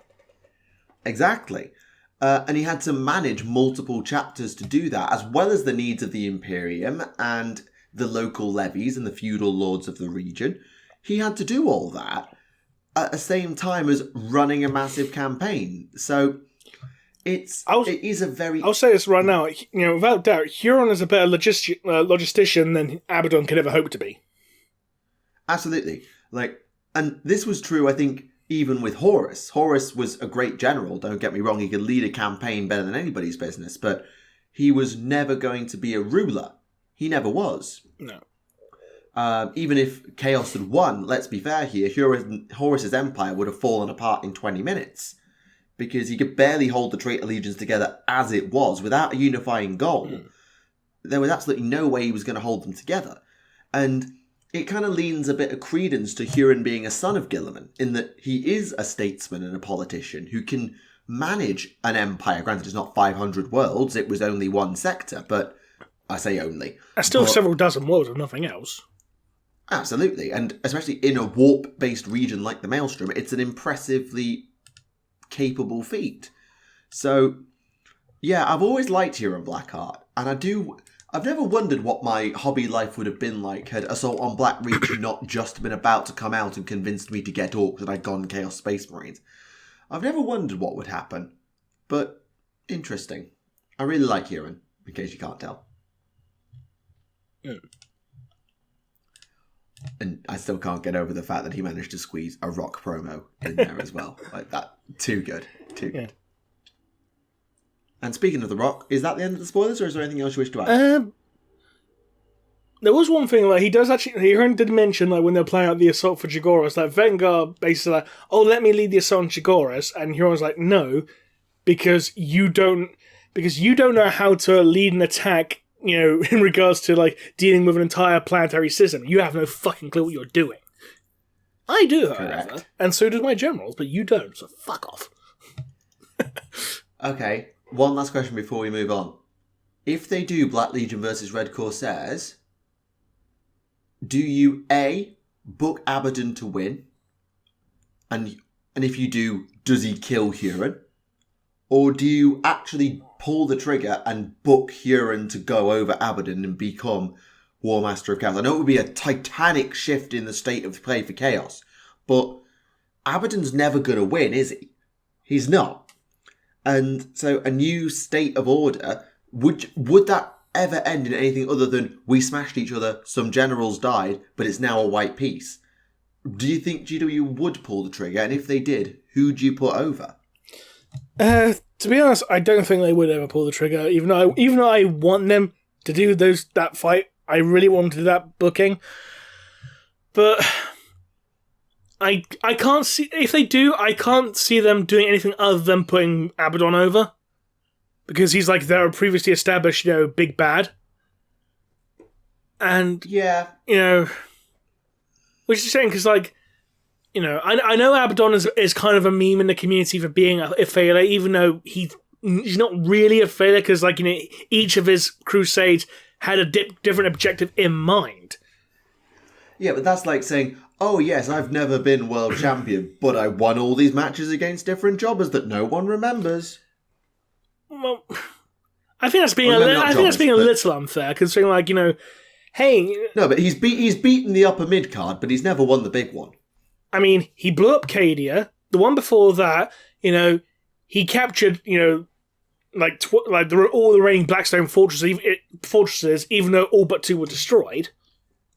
He will be marked as a failure unless Terror falls.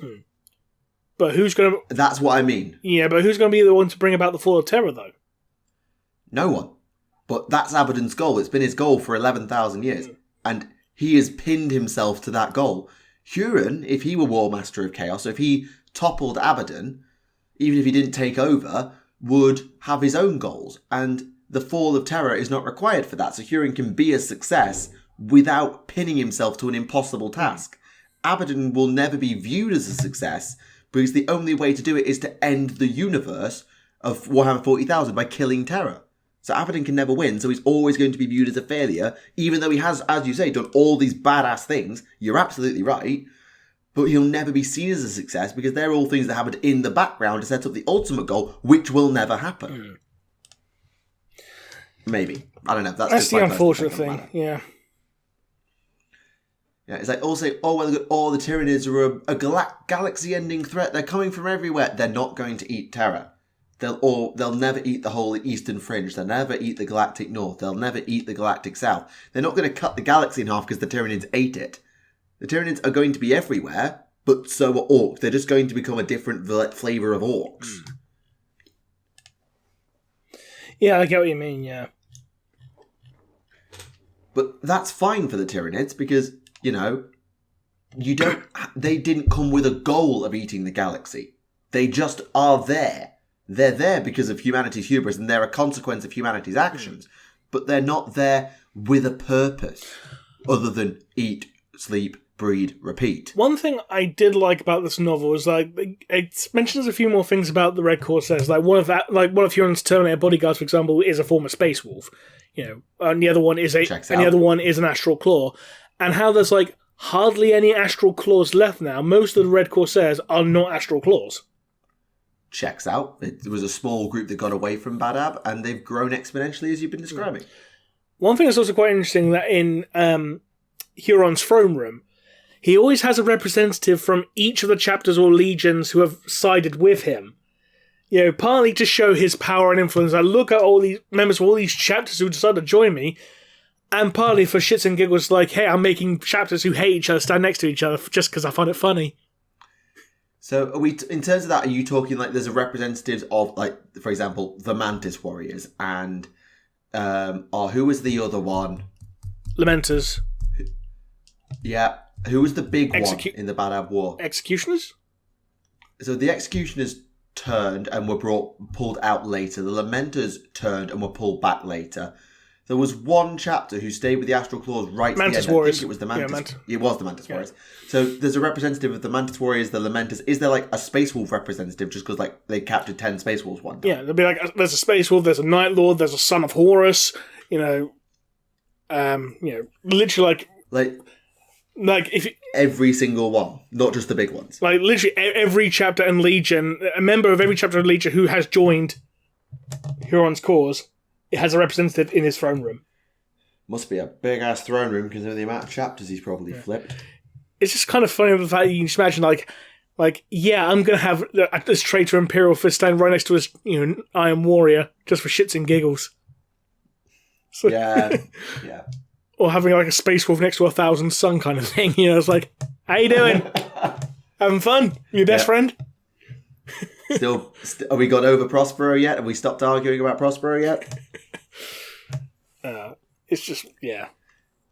I just like that. I also like the fact that a lot of people seem to be freaked out by the Hamadria. It's it's that little thing. Ugh. Well, you would, wouldn't you? It's a demon familiar. Yeah. They also mention they don't really know from which patron god, if any, it's a representative of. It could just be a minor war entity that Huron bound, rather than a demon of a it mentions how the Hamadria is a symbolic representation of the pacts he has made with the Chaos Gods, but they don't know which one this thing belongs to. It's what the fuck are you? Well, it won't be Khorne. Little aggressive beastie? Could be. Steals psychic powers off people and gives them to its user. It eats psychic power. It just drains them. Grants the power of prescience. It's prescience of warp-based attacks, no less. Yeah. Which, in fairness, you can imagine, Khorne giving that to someone. It's hey, this is where a psych is going to do it to you, so you can do this, so you can see this, so you can get out the fucking way and punch him for being a coward. But it also gives Huron psychic powers. It's not psych, because he does outright state he's not a psyker. If anything, it's technically closer to sorcery. Technically. I know what you mean. It's one of those. If it was Zinchian, I'd completely buy in. If it was Khornate, I'd be surprised. Very surprised. Let's not forget that one Alpha Legion book that had Kharn the Betrayer in it, and Kharn was teleporting thanks to his magical corn powers in the red mist, just teleporting and boom, boom, boom. That was just weird. Yeah. But yeah, really good book. Highly recommend it. Oh, and one other thing I also appreciated. I appreciate the fact that the book referenced Guilliman and Alpharius' duel at Escador, where Guilliman killed Alpharius. I appreciate that being referenced. Oh, I'm curious now. Right, so, you know how during the Horus Heresy, Dawn killed Alpharius? Presumed to be Alpharius. It was Alpharius. The epilogue flower states, and John French even confirmed on Twitter, yes, Alpharius is dead. Okay, good. Okay, Dawn kills Alpharius, and then later in the Scouring, Guilliman kills Alpharius. Yes, because I remember at the end of Praetorian at Dawn, Omegon basically wakes up and he goes, oh shit, I'm completely alone now, because he felt Alpharius die. Because remember, Alfaris and Omicron, 2 bodies, 1 soul. Yeah. So basically, he confirmed his twin died. And at the end of that book, he took up the mantle of Alfaris for himself, so he became Alfaris. Because the book actually mentions, the jest had turned into a mocking truth. I am Alfarius. And according to the Index Astartes article for the Alpha Legion, Guilliman fought Alfaris at Escrador. They had basically an anime sword fight. Where you got 2 anime characters with swords and they just charge into each other. It was like a loud shing, and they're like at the opposite end of each other, just standing there for a few seconds. Wind blows, someone falls over dead. That's basically what happened between Guilliman and Alfarius. Well, Omicron, yeah. Oh, well, he is now Alfarius. So I'm just going to call him Alfarius for sake of convenience. Yes, fair enough. But it's sort of out. It's one of those we still don't know if it was. Oh, I know we don't know for certain it was Omicron. No, we don't know. Alfarius. We don't know for certain if Omicron's dead. No, we know for certain Alfarius is dead, but we don't know for certain if Omicron's dead. Yeah, because they've always suspected that may have been a double that died at Escrador, which would explain why Guilliman killed him so quickly. But that being said, Alfarius was, physically he was not the strongest of the Primarchs because he was smaller than the rest. No, but one-shot kill by a mid-tier combat to it wasn't literally a one-shot. I was being comedically hyperbolic. Fair enough. It's just I've only got the information you put in front of me, so. But that's basically the gist of it. That's basically the Cliff Notes version. Shing. I mean, isn't that every sword fight? There's someone like shing, cling, clang, bump. Yeah, fair. Right. It is already 1 hour 57 into the episode, so we should probably close the spoilers, if nothing else, so that the people can come back for the outro. Yes. So yeah, I can't believe it's not butter. Indeed. And the fact that Huron Blackheart went to Chiswick, I can't believe that happened. Indeed. Right. Were there any particular questions? We've not got very long. Are there any questions that grabbed you while you were flicking through? Are there any you really thought, want to ask that before I forget? There's quite a few verbose questions. Let's see if I can do... I'll do one, a relatively short one that's quite interesting. Okay. Hypothetically, could we ever get Gay Vaser Astartes, either by recruiting Renegade Astartes or by capturing Geneseed? No to the latter, because Space Marine engineering is a lot more than just capturing Geneseed. To the former, I don't think so, because generally, I think it would be a very interesting thought experiment, and I'd love to see them do it, but I don't think they're going to go in that direction. The Gay Vaser have always been sort of it's a thing that happens as an indicator of the fact that the Tau are a diplomatic force as well as a military one. They're not there for any other reason. But the idea of a Space Marine who turns and serves the greater good instead is very interesting. The challenge is how you set it up. Because as you say, Renegade Astartes serve either the Imperium from the shadows or themselves. As a general rule of thumb anyway, you've got like the Knights of Blood, Soul Drinkers type, who are still Imperials but are in exile. And you've got like the full-on Renegades like the Red Corsairs, who have gone dark and are not loyal to the Imperium at all, but may have not fully turned to chaos. I think in terms of Renegades, it purely depends upon which chapter/legion are Renegades, because some chapters are notoriously for being more xenophobic than others. Like, the Dark Angels, for example, are said to be extremely xenophobic, even to the point like, we won't even allow, abhumans to fight alongside us. Red Scorpions definitely won't do it. But a Salamander's successful. A Salamander, maybe like, 1,000 Sun, because I know there's like 1,000 Sun who was like palling around with Drukari, so, an Emperor's Children, maybe. Too narcissistic. Yeah, too narcissistic, but they're like, it could be fun, see what kind of things you got there. It might be fun for a bit. Yeah, because, the challenge is like playing, like, most Renegades are very self-serving, either by necessity or by design, because they seceded for narcissistic reasons, or they've had to become self-sufficient to survive. Therefore, many of them are so self-centered and so self-serving for one reason or another that embracing the greater good, I can't say it once, Hot Fuzz will not let me say it once, embracing the Tauvar is not in their ethos, like serving a greater goal of the citizenry and this idea of all of us being equal and unified and working with other aliens who you might have had previous issues fighting. That's something that for the mental conditioning of a Space Marine is a lot harder to crack even than for turning to Chaos. Arguably, I think turning to Chaos is probably easier than turning to the Tauvar. Yeah. I mean, I do remember from one of the Alpha Legion books that I think it was Sons of the Hydra, the captain of their ship, of the Alpha Legion ship, is a Jagorian who was also a gay Vaser. So that possibly could mean like, maybe a White Scar could be potentially, I don't know. Maybe. Even though he wasn't, the captain was not a White Scar specifically, but he was Jagoris. So... Yeah. And every time something weird happens, Sons of the Hydra comes up. No, sometimes it's oh god, what was the other one? Wild Rider. No, the other Alpha Legion book. The one that had Celestine in it.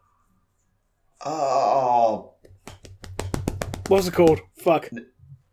The one that also had the Emperor's Children in it as well. And Khan the Betrayer. Oh god, now you're asking. Oh god, it's gonna bother me. Fuck. Alpha Legion novels. Just give me a list, Lexicanum. Just give me a list. Okay, Reddit. r/40k lore, help me. Post Heresy. Hunted. Shroud of Night. Shroud of Night. The Hydra. Shroud of Night. I literally just went on Reddit and read a list of novels with the Alpha Legion in. There's only freaking 3 of them. Yep. There's 3 unprinted short stories, a printed short story, and 3 novels where one of them's Hunt for Voldorus where they're the bad guy. Probably because Alpha Legion is so notoriously difficult to write for. But that being said, though, there are some Horus Heresy novels, aren't there? I mean, yes, there's... in terms of full novels, there's Legion, Legacies of Betrayal short, Primarch's Serpent Beneath, Scars... they have a secondary role in Age of Darkness, Deliverance, Praetorian Lost. of Dawn. Praetorian of Dawn, of course. Shattered Legions, they have a short. War Without End, they have a short. Age of Darkness, they have a short. Burden of Loyalty, they have a short in the audio drama. Wolf King. That is the audio drama in question, in Burden of Loyalty. There's Wolf's Claw in Legacies of Betrayal. There's The Face of Treachery and Liar's Due in the Age of Darkness. The Alpharius novel. Serpent Beneath, the Alpharius novel, Head of the Hydra. There's Signs of the Emperor, First Legion, that's a short. Blood of the Emperor, Council of Truth, that's a short. There's Hunter's Moon, the audio drama. Legion, you've mentioned. Scars, we've mentioned. The Serpent Beneath, The Harrowing in War Without End. There's not a lot. I mean, it's more than some legions, let's be honest. It's probably more, let's be honest, it's probably more than what the Iron Hands have. I'll go and check. I don't think we have time. No, the Iron Hands have more. The Iron Hands have a full 3 novel series dedicated to them on top of everything else. A 3 novel series?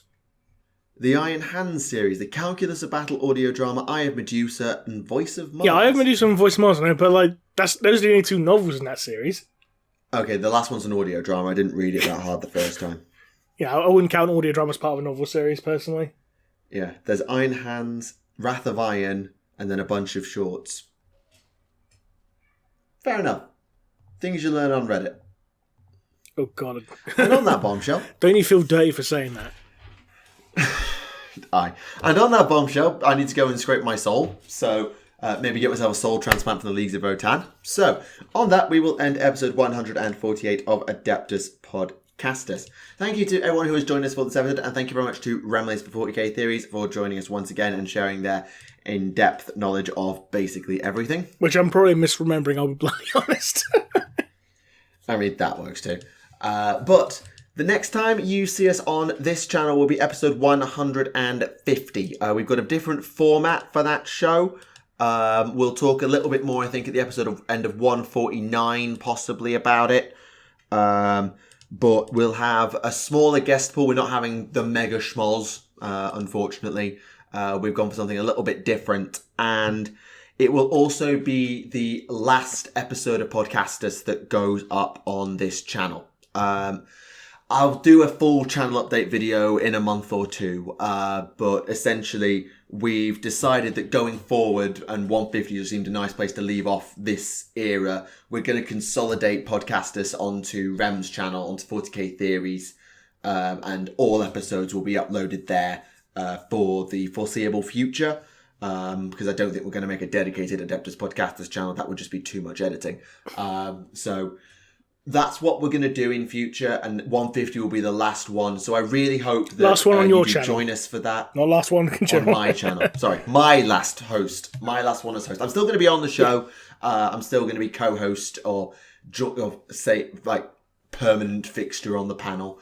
So I'm still going to be here, but I'm not going to be uploading them on my channel. I'll just consolidate it down a little bit more. So it's the end of an era. And I really hope you can join us for it as we'll have a look back on Podcastus history. So thank you very much for watching, everybody. This has been Tactica and Imperialis. And this has been Remleiz from 40k Theories. And we'll see you all very, very soon. Bye for now.